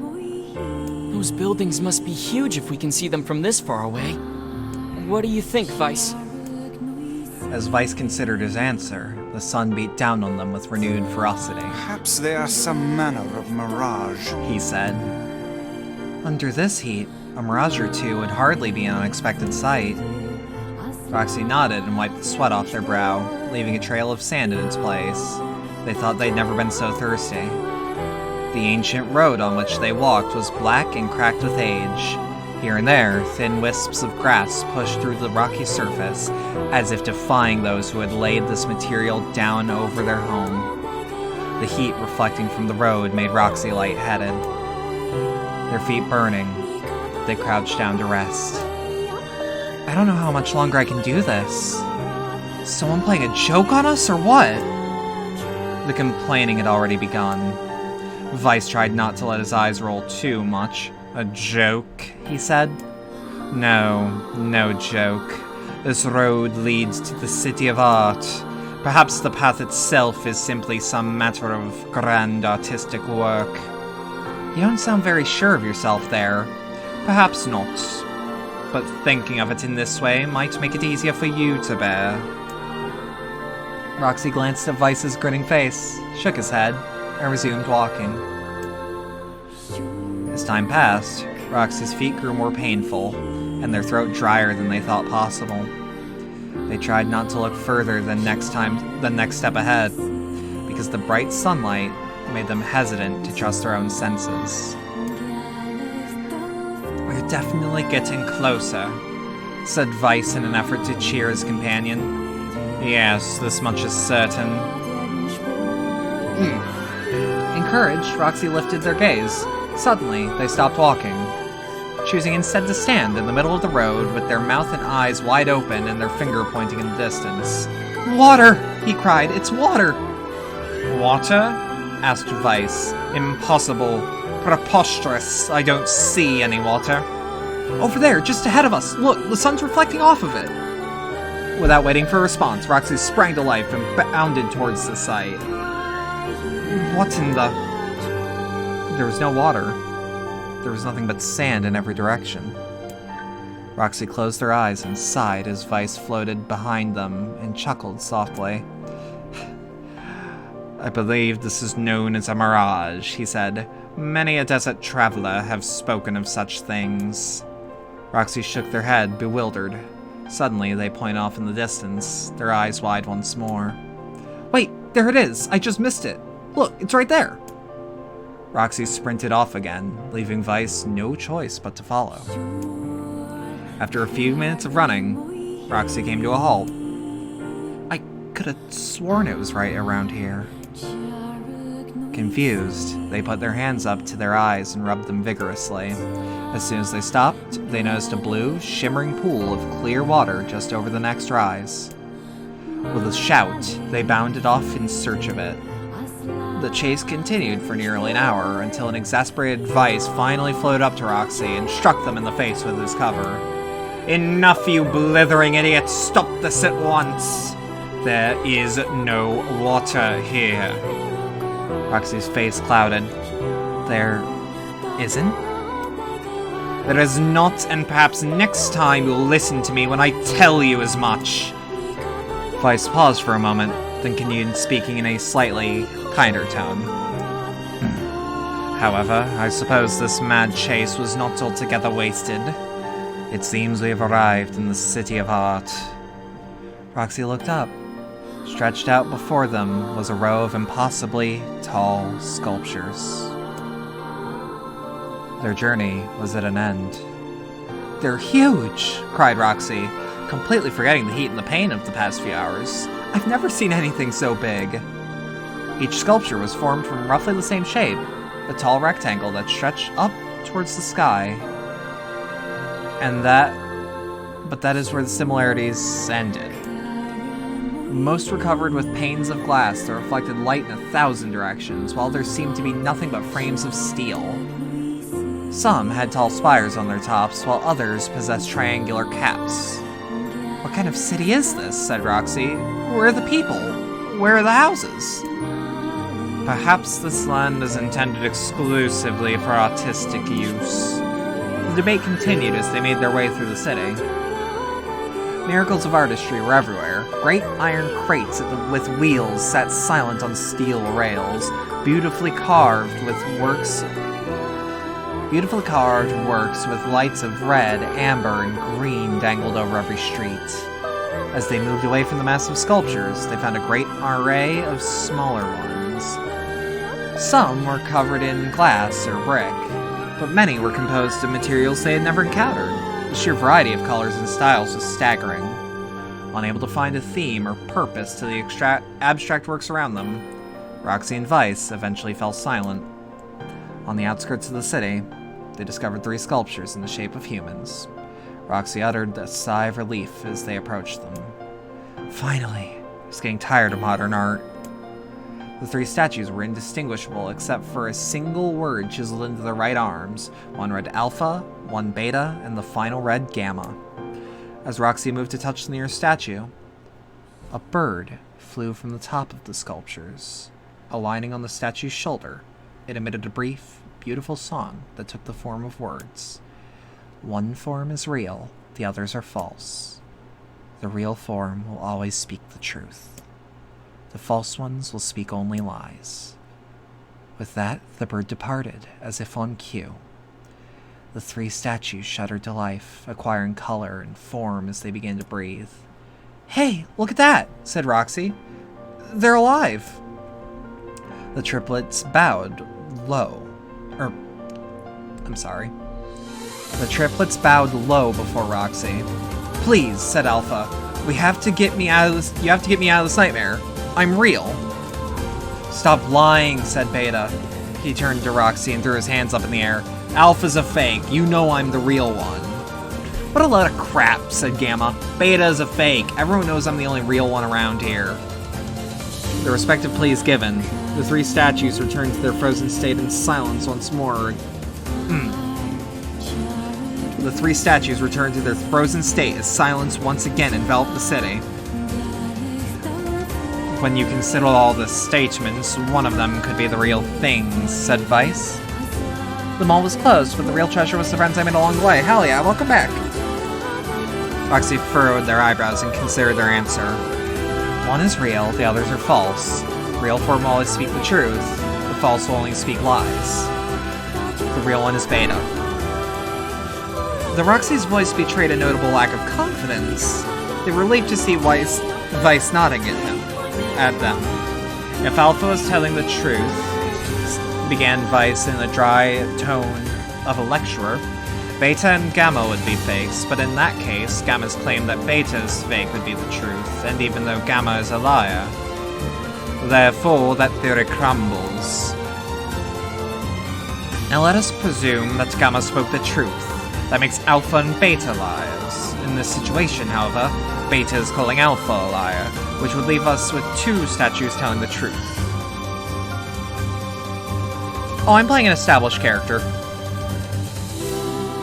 "Finally, let us assume that Beta is telling the truth. If so, Alpha and Gamma's lies would make sense, therefore, Beta must be real." As Vice finished his explanation, Alpha and Gamma crumbled soundlessly into dust, while Beta sprang to life once more. "Congratulations, villager," said Vice in a cheerful tone. "The time to awaken has arrived." "Thanks for saving me," cried the villager. He dropped to his knees and bowed his head as low as it could go before an uncomfortable Roxy pulled him to his feet. "Why do you have a dream like this?" "Why did you have a dream like this?" said Vice. "Have you seen this city before?" The villager slowly looked around at the bizarre objects and sculptures that dotted the landscape, then shook his head. I don't think so. I mean, it's impossible, right? There's no way I could ever been in a place like this, but at the same time, I feel like I've seen it before." "Deja vu," muttered Roxy, "just like the mayor." The vague sense of unease that struck Roxy during the mayor's dream spread once more through their mind. That was rough. I am positive I have seen that place before. So, wild guess on that. That's Tokyo. Okay, that's enough. Don't need you getting all weird on me too. Okay, there. Now all the villagers can wake up, right? Yes, if the mayor's assumption was correct. I think I have had enough wordplay to last a lifetime. Thank you very much. You're telling me. Anyway, let's go see the mayor.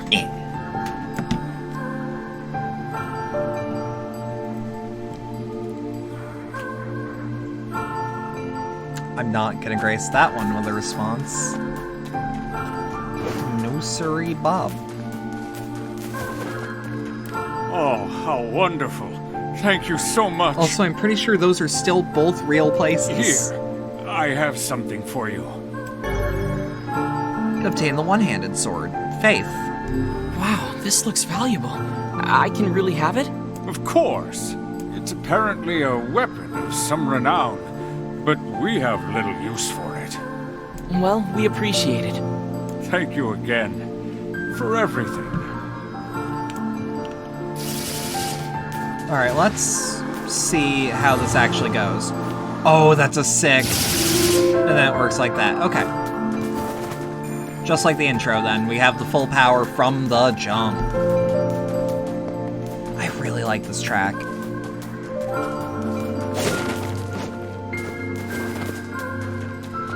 Also, Benz, I would actually recommend you go back on the VOD. There's really good writing that I narrated in a storyteller voice the whole time. Eventually, one day, someone will rip that and put it on YouTube as a sleep aid. And I'll be like, hey, thanks.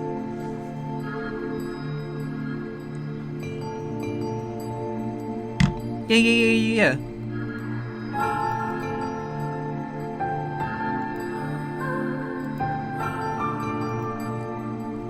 So how was the village? Oh, it was truly magnificent. There are no words. Really. Neat. Let's get back to Popola. She'll probably want to know what's going on in there.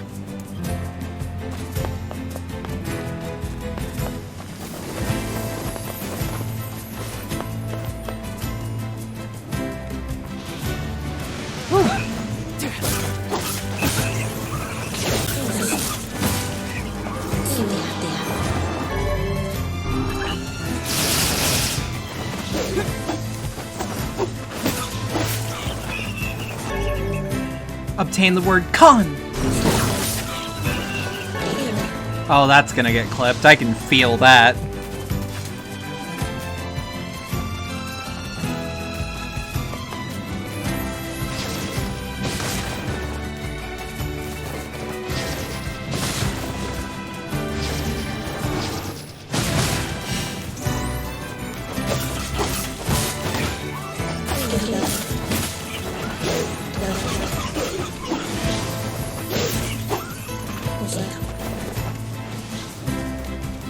And then I'll send the clip to Cherry if I notice it. And she'll go, why are you stealing my gimmick? And I'll be like, ha.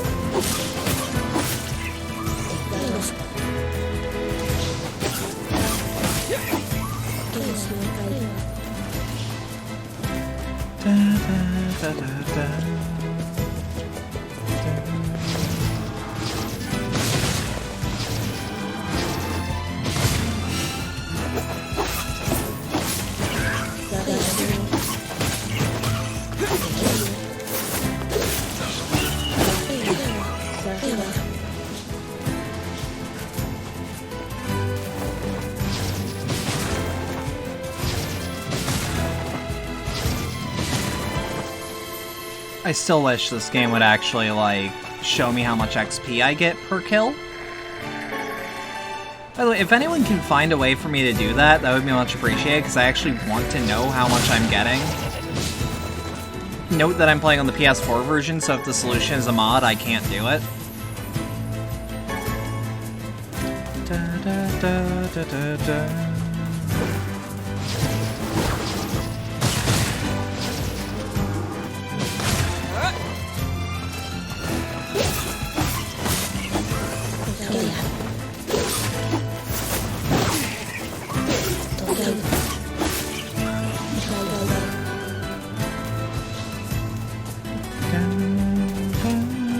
A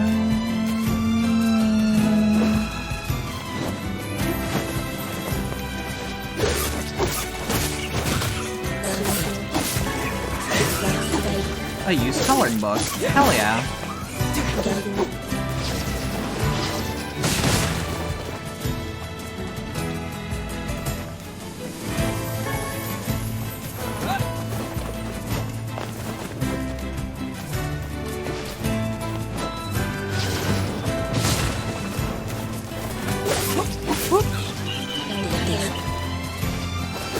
Who's the girl following you? Oh, you know.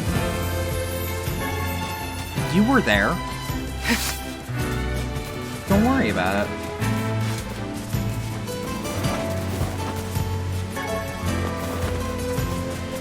Please no.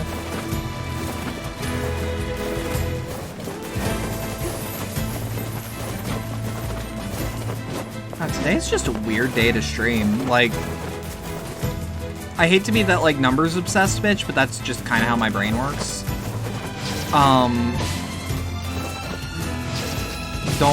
Don't do this to me.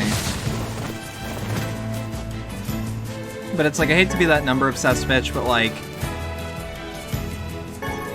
I noticed today is like, usually the numbers pick up after a minute. I mean, that's fine. Some days, even with the game people are like anticipating, it's still like a little bit iffy. I doubt everybody's at church at this hour still. And I doubt my audience goes to church. Although there was the one person who left the one server I was in that, let's be real, it's mostly porn. And someone went, I am sorry everyone, I have to leave this server. I found Jesus. And I'm like, what? Oh.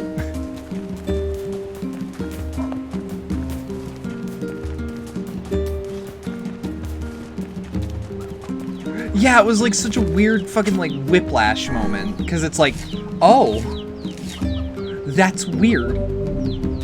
Like not like find, oh, was he behind the sofa? Perhaps.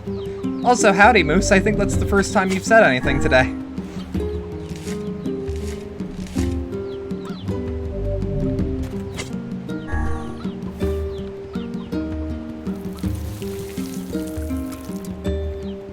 Although I assume you are watching me while you are busy and using me as background noise.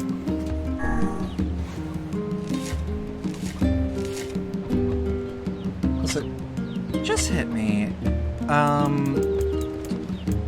2 seconds. Let me just...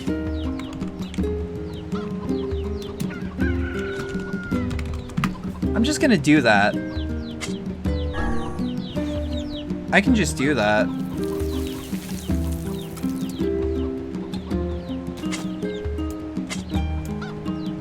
But yeah, dude gave me like...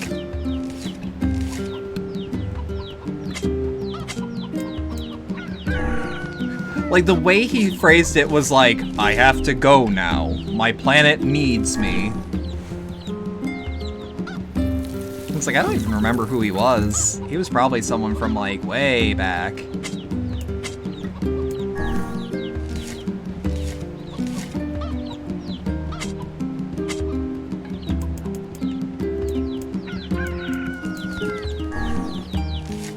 Yeah, Poochie. Except he wasn't psycho to the extreme.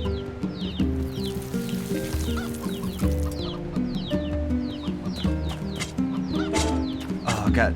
This is gonna be either a huge headache or, like, I'll take a week off of doing Nier or some shit to get some Lunar Tears. Because, like, eventually there's gonna be a Lunar Tear side quest.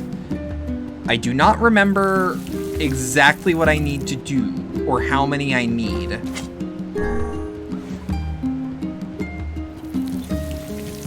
But it is going to take a while. I might actually...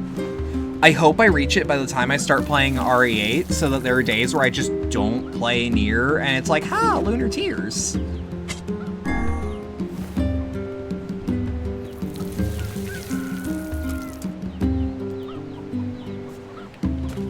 You know how it be? Game the system when the system is being a shit.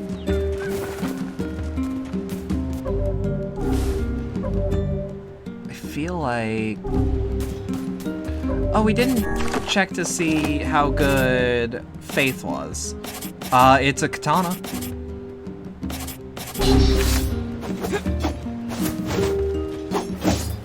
Hit the lever! I've gone through some traumatic shit in my life, but that's up there. It's like watching your dog get shot, you know? Like, Silent Hill, my faithful companion, welcome home.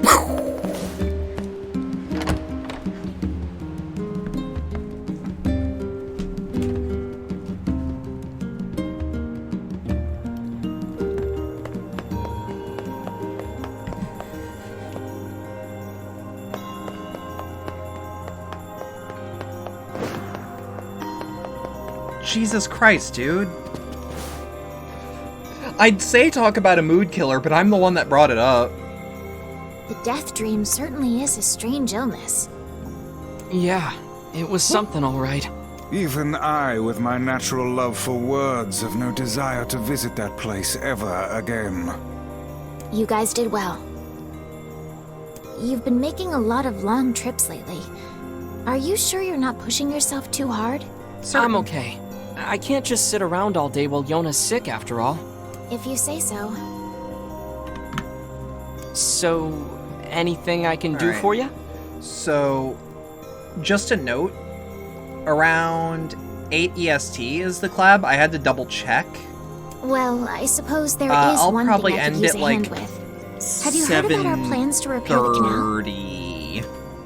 The work probably won't happen for a while, but once it's done, we can use the canal for trade and travel and all kinds of useful things.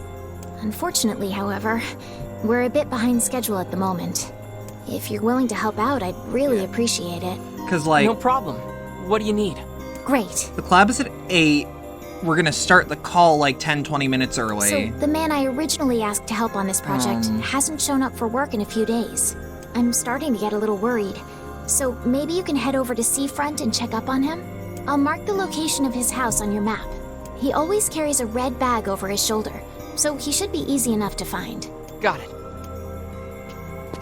Because it's like if I start winding down at like 7:30, depending on what's going on in the plot, obviously, that should give me like 10 minutes to unwind and like mentally prepare, maybe get coffee. And then the 20 minutes with... And then the 20 minutes beforehand. A canal, is it? Fascinating.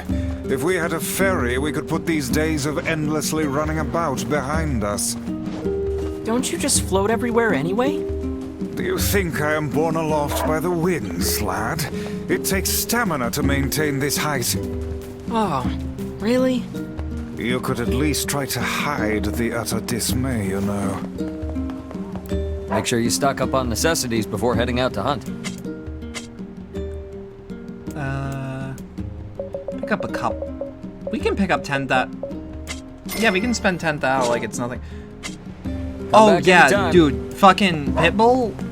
Those fuckers will clamp down on you real hard. Here's your mutton, ma'am. Oh, thank you. I swear these children... What do you want? I'm all by myself because Mom and Dad are working.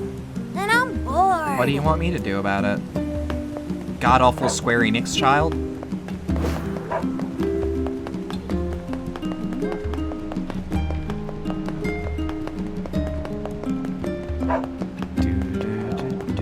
Welcome!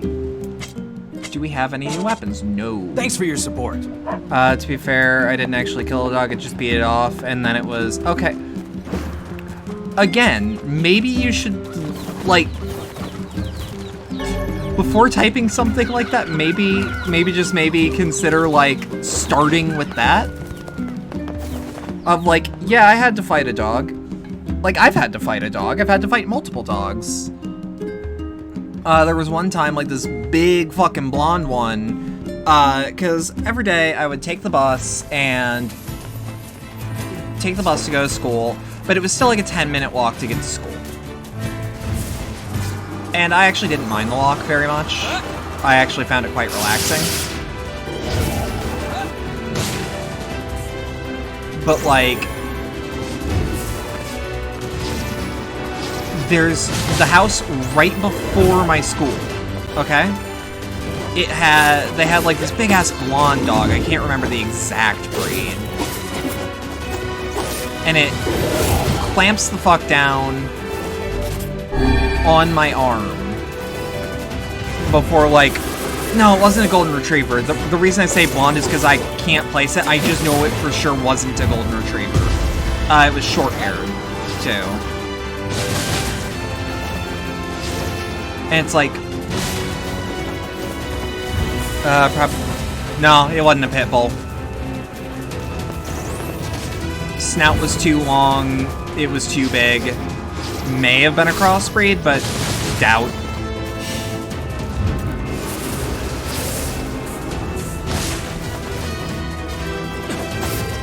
Shade to pit bulls, a lot of people just should not own them because they don't know how to take care of those things. Well, it's like, it's actually less they don't know how, and it's like, no, they know how. They're just purposefully negligent, and a lot of them teach those dogs to fight. Which, I don't think it's a controversial statement here, but if you're watching right now and you train pit bulls for fighting, fuck off, I don't want you here. I am absolutely judging you. I actually think you should jump in a river and just let the waves carry you. Dirt people. I think some dog breeds should go extinct, not like killing them, but like stop fucking breeding them. No, pit bulls are fine. Pit bulls are very loving animals. But like, no, that's the problem. Pit bulls aren't even naturally aggressive.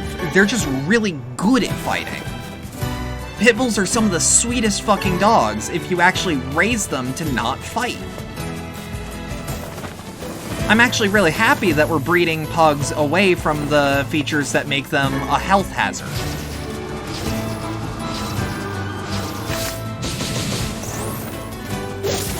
Because, like, I look at pit bulls and go, you're probably asking, why do I exist every day, huh?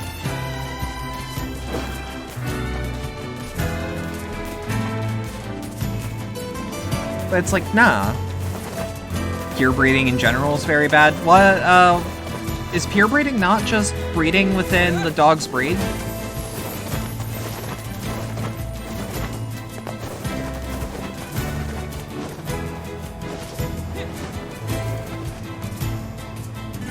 Like, actually correct me if I'm wrong. But it often leads to incest and reduced life expectancy, etc., etc. Well, it's like, don't do that then. Don't have your dog fuck its sister. Pure breeds all have health issues? I mean, dogs weren't supposed to exist, as far as I'm aware. Hey, are you the guy who's supposed to help repair the canal? Because we've been making them so long. Okay, that's fair. Oh god, it's over. My life is over. Surely you must realize nothing good can come of being involved with this particular endeavor. Easy, Vice. Hey, so it's like how all the potatoes in Ireland were clones for a while. Yeah, that's fair. It's my wife. She left home a week ago and hasn't come back. I'm so worried I can't even focus on my work. Oh, my sweet dumpling. Mutts where are just you? Healthier animals generally. Wow, that's terrible. That's Would fair. you like us to help you look for her? Really? You do that for me? Sure. But do you have any idea where we should start? Well, she always used to enjoy drinking at the tavern with her friends. All right, then I guess we'll start with them. Hold on, why is Cliff Blazinski in the news? Thank you. Hold on, This hold means on. the world to He's me. being a ghoul? Oh, and by the way, my wife always carries a red bag, just like mine. If you mention that, it might ring some bells. I don't think I've ever had a Steam sale as good as that one time that fucking Saints Row and all the DLC was 48 cents. That's a good deal. I've met some odd couples in my day, but none who felt the need to wander about flaunting matching luggage. You need to get with the times. Coordinated outfits are all the rage. Plus, these bags are special. We bought them for our anniversary. Which Saints Row, actually? Because that might not be the best deal. My sweet dumpling is gone. And it's all my fault. Okay. Just stay calm. We'll go look for her, alright? You sit tight. I like Saints Row 4. I'll talk shit about Saints Row 4 all the time. More about his wife absconding than he's letting on. If you're ready to get serious about... Alright, what do we have?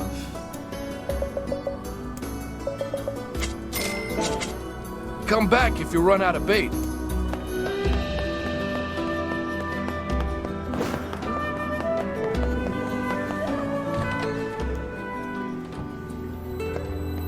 Hey there, I'm, looking for a woman carrying a red bag. Who's Cliff Blazinski? Oh, just the man that made Gears of War, and I think was a founding member of Looking Glass Studios?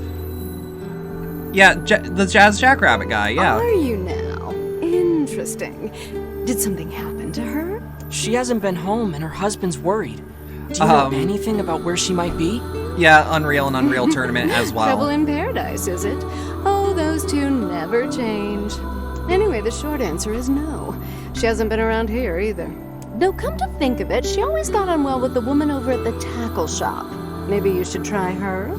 Did he do something fucked? Thanks. Not really, what's but the just rush? a while back he said some dumb shit. Face. Why not sit here and join me for a round? Or 3? Oh god, I would love to. Sorry, ma'am, but I'm not old enough to drink. Coward.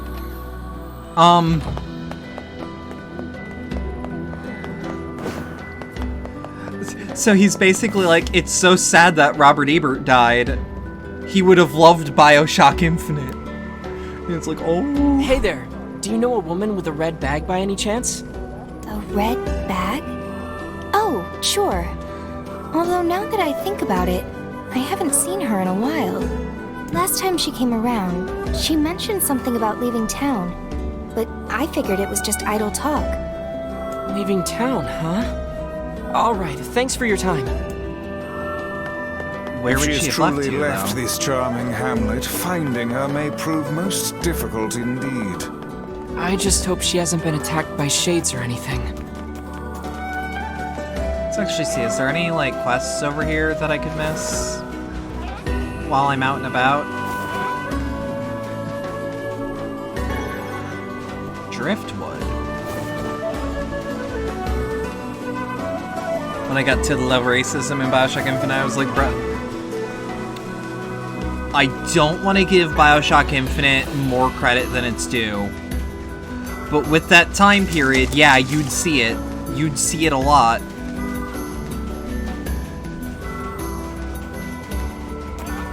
Let's actually go to the lighthouse. Is there something now that the old lady passed?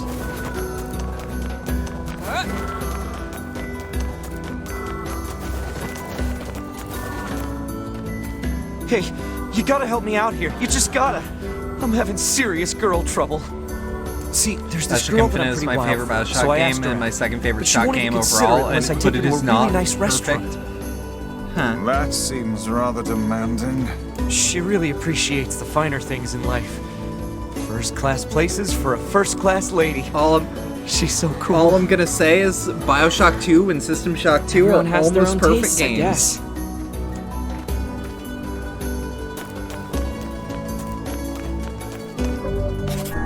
What's up with this quest?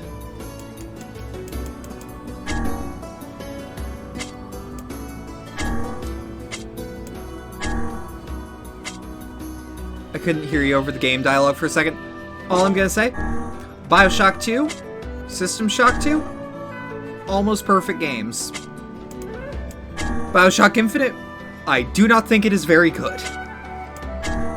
I think it likes to pretend to be very good, and it is very confident in being good. But I do not think it is very good.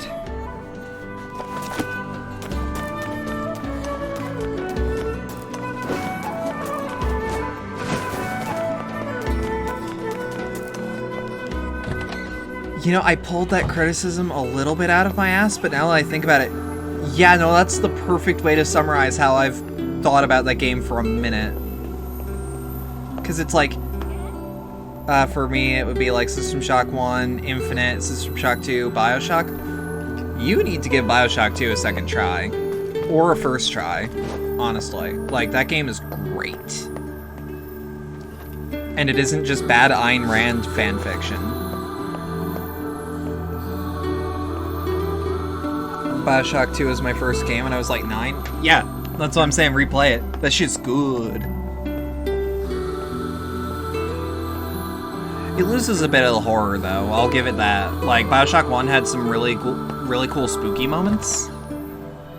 And being a big daddy actually kind of removes some of the threat.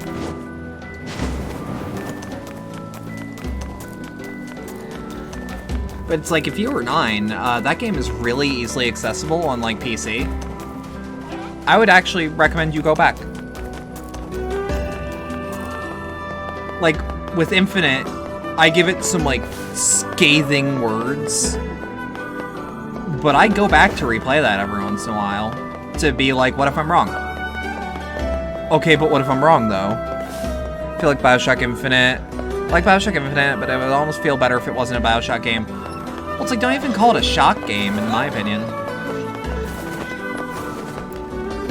Hey, are you the kid who ran away from home? Huh? Oh, man. How'd you... Your father's worried sick about you. Why'd you leave anyway? Because he wants me to, like, take up the family business. And I ain't doing I it, know man. that voice. I'm a rebel. I know that Yes, we can voice. see that. Who is he? Well, perhaps you Hold should let on. your father know that you're alive and well. Is Also that- explain to him why you No, left. not 16, not 16. Haley's husband and American Dad. Oh, man. Why do people always gotta Jeff! hassle me? It's Jeff! Yeah, alright, I'll do it. But first, you gotta do something for me, man. The guy who runs the tavern's been Yeah, it's helping me fucking since I Jeff! got here. And I want to give him Yo! something nice. I was thinking I could, like, cook dinner or something, but I don't have any ingredients or whatever, so, yeah. Like doing the If it'll get you back home to your father sooner, then fine. I'll help. With the shitty What do you hat, need? too! This guy, man, he don't eat nothing but fish all the time, every day. Fish, fish, fish. So I was thinking he might, like, want to try eating meat or whatever, you know, for a change. So could you give me, like, 5 pieces of mutton and 3 pieces of goat meat? What's the I next can find the pans and NPC be spoons Roger? and stuff, so just bring the meat to his place Maybe. whenever, man. This game Looks got like a lot we've of got voice everything the actors. runaway kid asked for. Let's go make the delivery. Why are you saying that in I front can of me, find the man? pans and spoons and stuff, so just swing the meat by his place when you can. Where is his... Wait, hold on. Runaway son. Bring it to the tavern keeper. Okay. I thought so, but I blanked. It's fucking Jeff! So, like, a bit of, like, background on this game and why I was excited to stream it, because I know at least Benz wasn't here for when I was saying this shit about this game. The first game, all of these, like, micro-conversations were unvoiced. Hi, are you the guy who's Like, taking care of conversations that runaway? like this. Runaway? What are you talking about? It And, would seem we've been bamboozled. You've got to be kidding me. Seriously? Still, I guess we can tell his father he's alive But- at least. the part of the appeal of the remake was how much text is now just voiced over because they have a budget that isn't Yoko Taro's pocket change. And,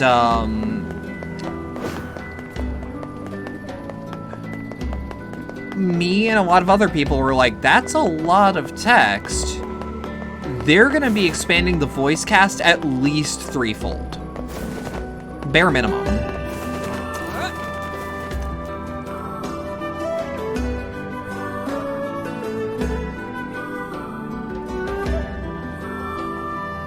Whoop.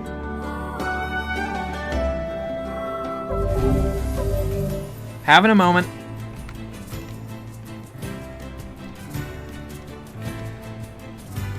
Are we back? Are we back? My Wi-Fi had like a little hitch.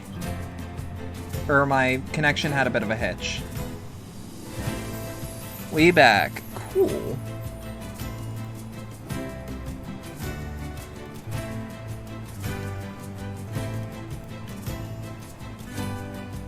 Two seconds. God damn it, I have to fiddle with the capture card again. So, bit of like fun about this software. I actually gotta show you guys this because it's fascinating. So, this is what I see every once in a while. And I have to, when that happens, I have to click the screen, take my mouse off of it. And this is the screen you guys see. It never changes for you guys. But every once in a while, I accidentally mouse over the screen and it doesn't want to stay full screen.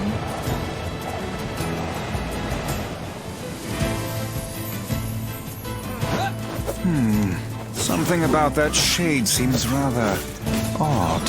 He's durable. Yeah, it's a lot of software. Hey, look at this. It is identical to the red satchel carried by the man who sent us on this mad quest. Perhaps it belongs to his spouse. Oh no. Do you think the Shade's got her? I fear it likely, lad. I sense no other activity in the immediate vicinity. We were too late. Oh, this is terrible. What are we supposed to say? However difficult it may be, we've no choice but to tell the man the truth. Shit.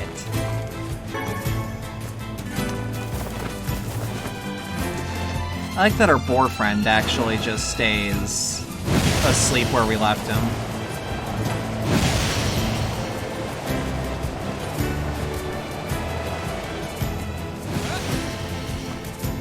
Yeah, it's a lot of software, and it's good software, actually. There's very low input delay.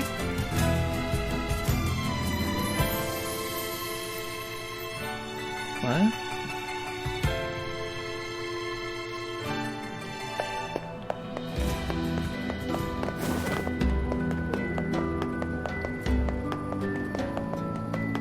I'm not excited to tell him. Hey, did you find my sweet dumpling? We didn't. Sadly. We got this off a Shade.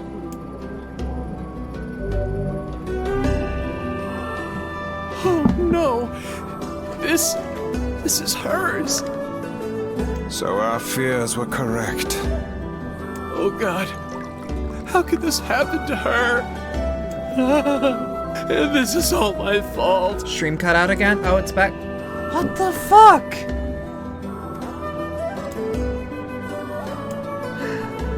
Why is it all his fault? If I may, my good man, why did your wife leave home in the first place? It's because I... What do you think? I think we should give him some time to himself, Vice. Like, I hate to be passive-aggressive, but you're asking a lot of questions that you were literally here for the answer to. Honey, I'm home. Good heavens, you're a wreck. What's wrong? Dumpling, you're not dead. What in the world are you talking about? Oh, you found my bag. Thank you so much. I can't believe I went and dropped it like that. Oh, this is such a relief. I know that voice actor seriously. too. What's going on?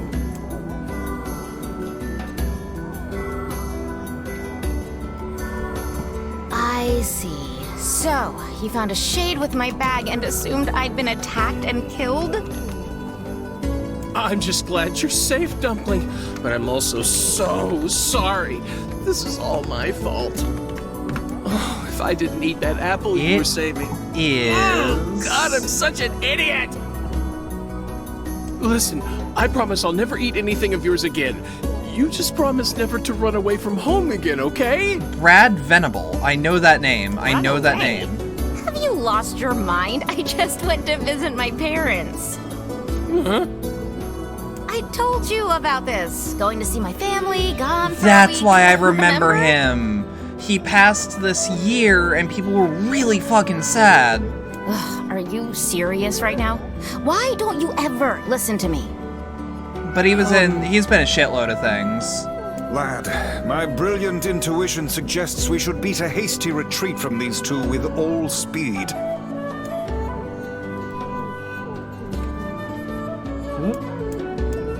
Suddenly remember that other important errand. Oh, hey, I have to go pick up a fish from the fish store. I can't believe you didn't listen to me, and you ate my apple. Ugh, you are the absolute worst. What? Oh, like you're some perfect angel. You didn't even care enough about our anniversary to hang on to your bag. You, kid, I'm right about this, yeah? If anyone's wrong here, it's my wife, right? Wait, you're asking me? I am a child. Well, you shouldn't have eaten your wife's apple. That's not very nice. But I was hungry, and it was just sitting there. Get a fish! Look, I'm glad you were looking that for my fucked up my wife and all, throat. but that was low, friend. Low. Did I cross a line there? Besides, it's pretty rich to come after me for an apple when you threw away my entire stamp collection. Are you a child in this game? I thought the player character is older because You're white damn hair. right That I means did. And nothing. I do it again. You are nothing but a hoarding slob.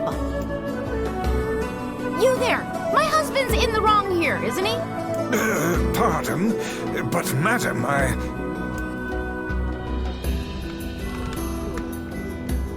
Honestly, both of them. Oh, enough. The both of you are at fault. Now apologize to one another and end this ridiculous display. Big talk for a floating magazine. I see you finally agree on something.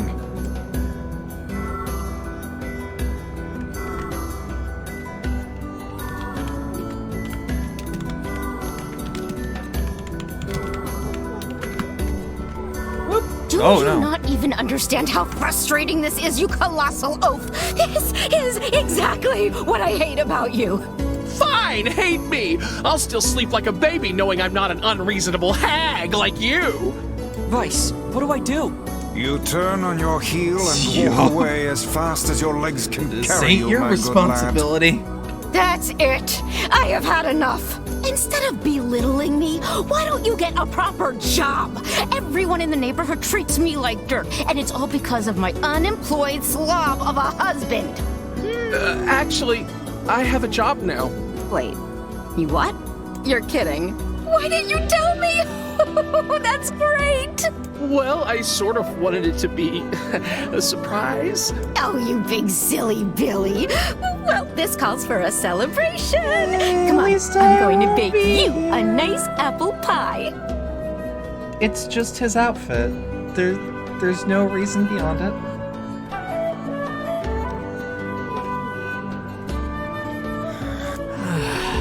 I have no idea what just transpired, but it has utterly exhausted me.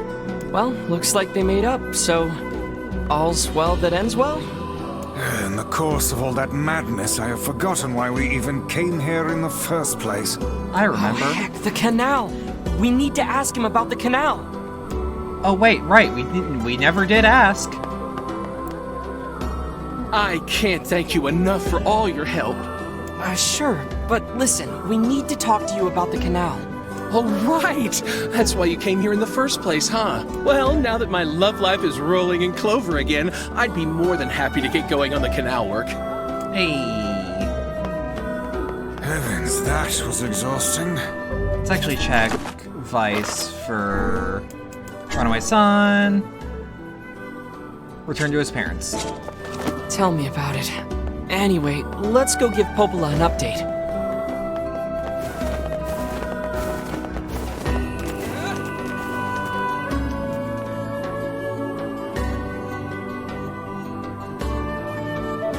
I write Roxy letters every single day. They always worry about me, but I feel fine. The couple with the red bags were a strange pair indeed. It boggles the mind to think their relationship can persist despite such intense squabbling. Well, they looked pretty happy in the end, at least. Maybe the secret to living a happy life is sharing your feelings, even when they're sort of mean and weird. If you adopt such a strategy, I may leave for groceries one day and never return.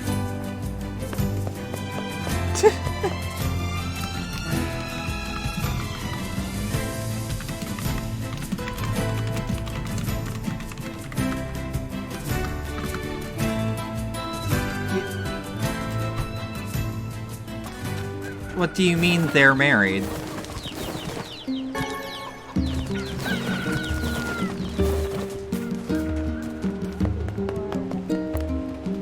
Hey there, your son come back yet?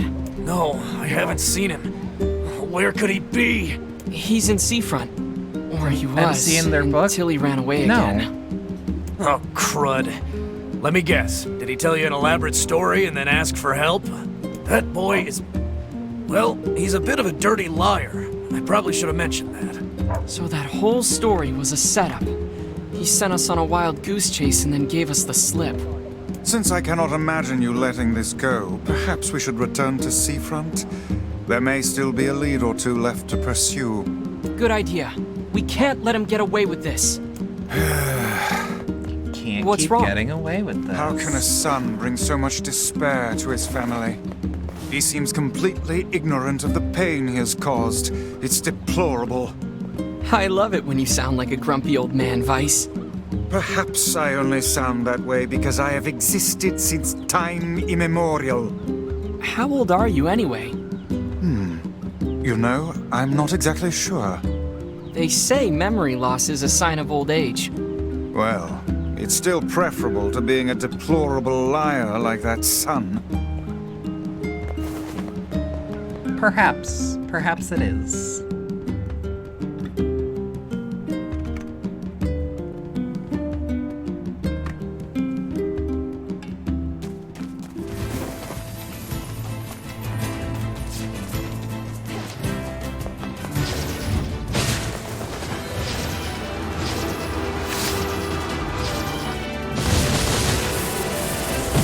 Damn it.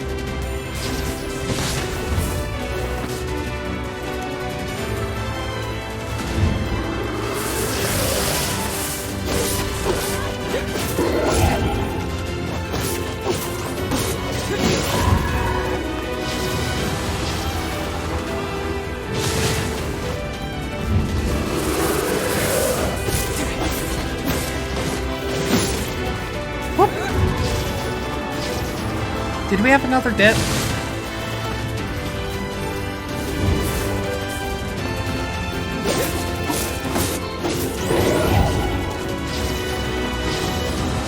Not that I noticed. Alright, then it's been sitting at a number I didn't notice for a couple seconds longer than I thought.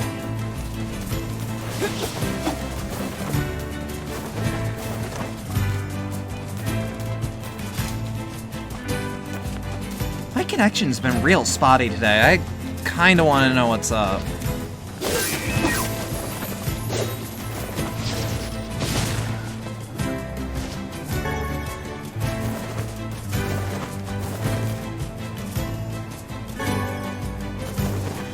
Like, you know?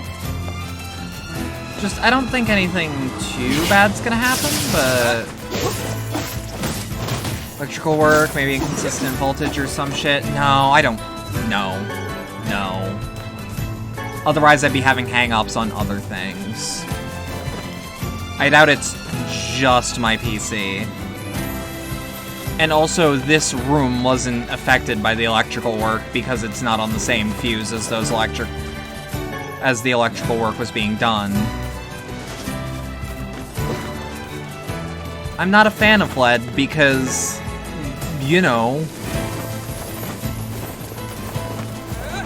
cancer. Ben, can I ask a personal question? Because I've been keeping things in my mind. Do you just want cancer? Because you're like huge on cigarettes and lead. And it's like, maybe there's a pattern here.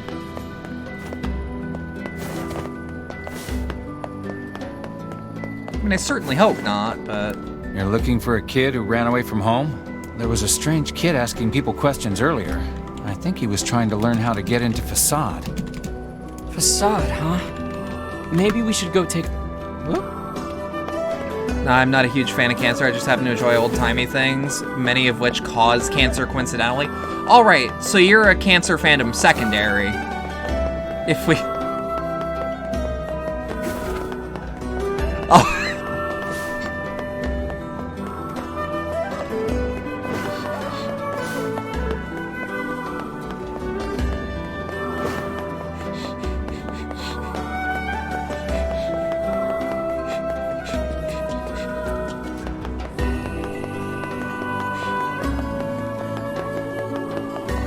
Sorry, sometimes you say something that shocks you. It's like, wow, I said that?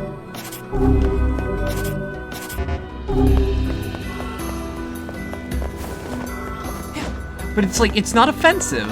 It's just, wow, I said that dumb shit?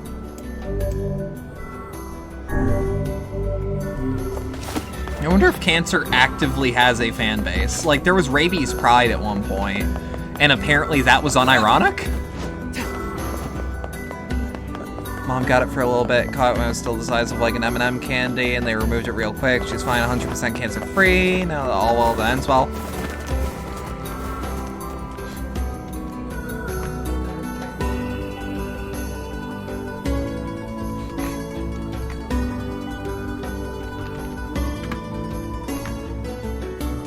Rabies Pride had to be a joke. I was on Tumblr for literally the entire duration. It was a trip. Nope. Some people actually thought it was real. Or some people actually, like, acted as if it were real.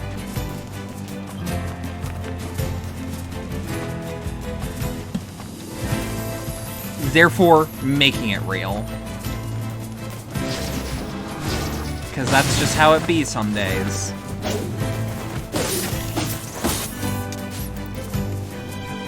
Rabies is literally the worst way to go. Yeah, I don't understand the Rabies Pride thing, and frankly, I gave up trying to actually understand. Because it was such a weird thing.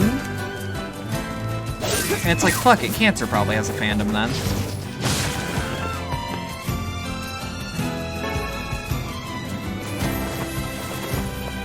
At least with cancer, you don't lose yourself or become aggressive, animalistic, and attack those close to you. Yeah, I don't get it. I'm not gonna pretend to get it. People on Tumblr are gonna be people on Tumblr.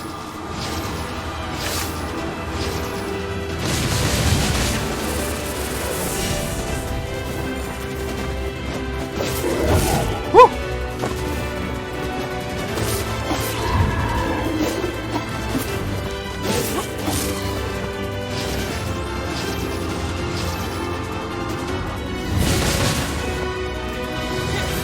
Read a book where the MC's second husband got rabies, and I don't remember what it's called at the moment. I mean, let me know if you do remember, because that sounds at least interesting. If not a bit tragic. Oh, god damn it. Why is this happening? Today.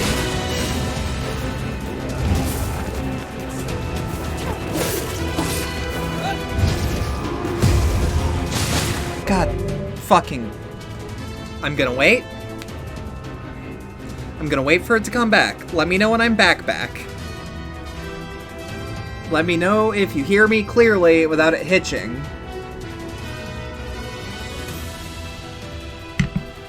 What the fuck is up with my bitrate today? Can someone check Down Detector to see if Twitch is having problems? Because I'd believe it. I'd fucking believe it. I'm actually a little frustrated. Because I hate that this is becoming a consistent thing. Like, I upgraded my PC so this shit didn't happen again. Oh, I had a panic attack. Okay. We're checking the Ethernet cable, just to be sure. Because there's no way the Ethernet cable dies, right? Yeah, I'm still wired, and there's no, like, visible chew marks in it. What the fuck? Oh, I wish I wasn't, like, audibly upset.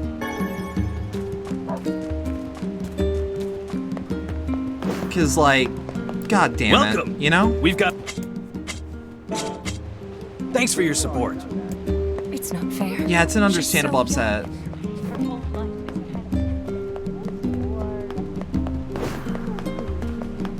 I don't know. Brain do bad.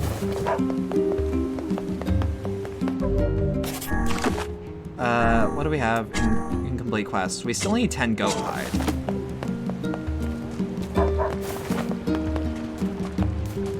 I used to have a Saint Bernard. I would ride like a horse and he lived for a long ass time.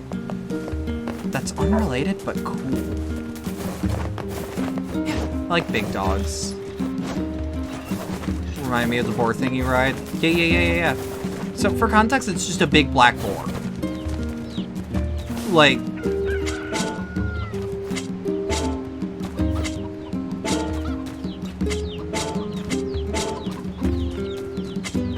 Ooh. Big black boar, 3B. The 3Bs! Blizzard... Motherfucker. Alright, we're waiting for the bitrate to come back.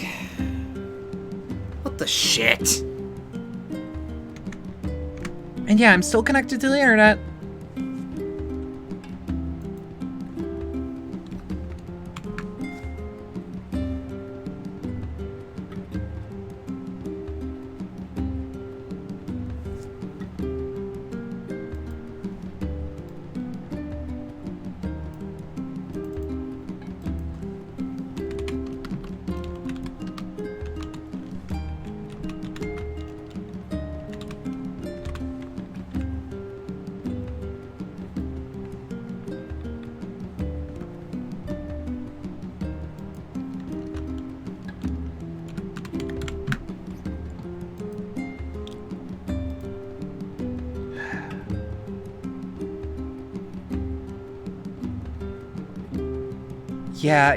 Yeah, I know you probably hear me typing.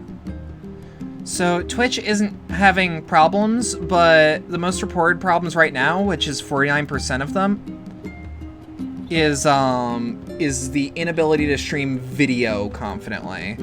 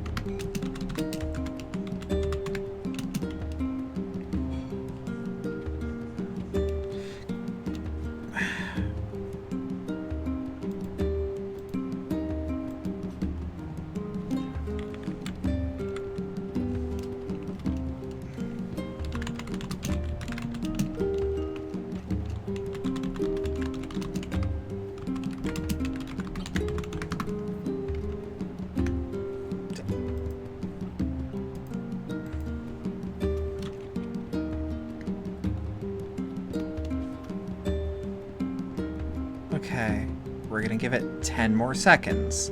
If it does not fix itself in 10 more seconds, I will stop the stream.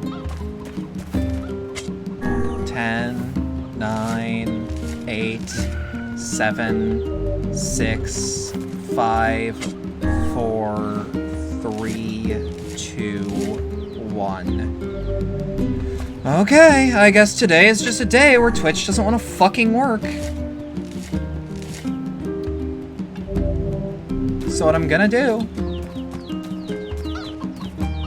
is I'm gonna save my game and do my outro, because I guess I can't fucking work today.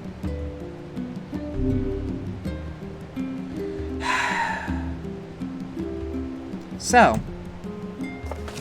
if you stuck around and enjoyed that, I would like to apologize for us being cut short, but if you're live, you are seeing straight up what is happening. And I can't do anything about that. That's garbage. That's shit. Like, I straight up can't run anything with a shitty bitrate. Like, what the fuck? Oh, I'm upset now. My bitrate comes back after I stop the game? Oh, piss off, Twitch. Piss off. So, I'm doing my outro shit. I can't take a day where this is happening and, like, continue like nothing is wrong. If you stuck around and enjoyed that, thank you. I'm sorry for getting really fucking angry at the end, but this is literally unstreamable. This is unwatchable for the live audience. If you would like to support the channel more directly, there are links below wherever you're watching this to things like the Streamlabs donation link and the community Discord, which bup and bup. I would appreciate either of those if you're on Twitch and watching this. There are also bits and subscriptions. Yeah, this is getting derailed. I'm just really hoping that the collaboration I'm going to be doing isn't going to be this bad, because this is inexcusable. But yeah, so I actually have a stream set up. Let me mute myself first.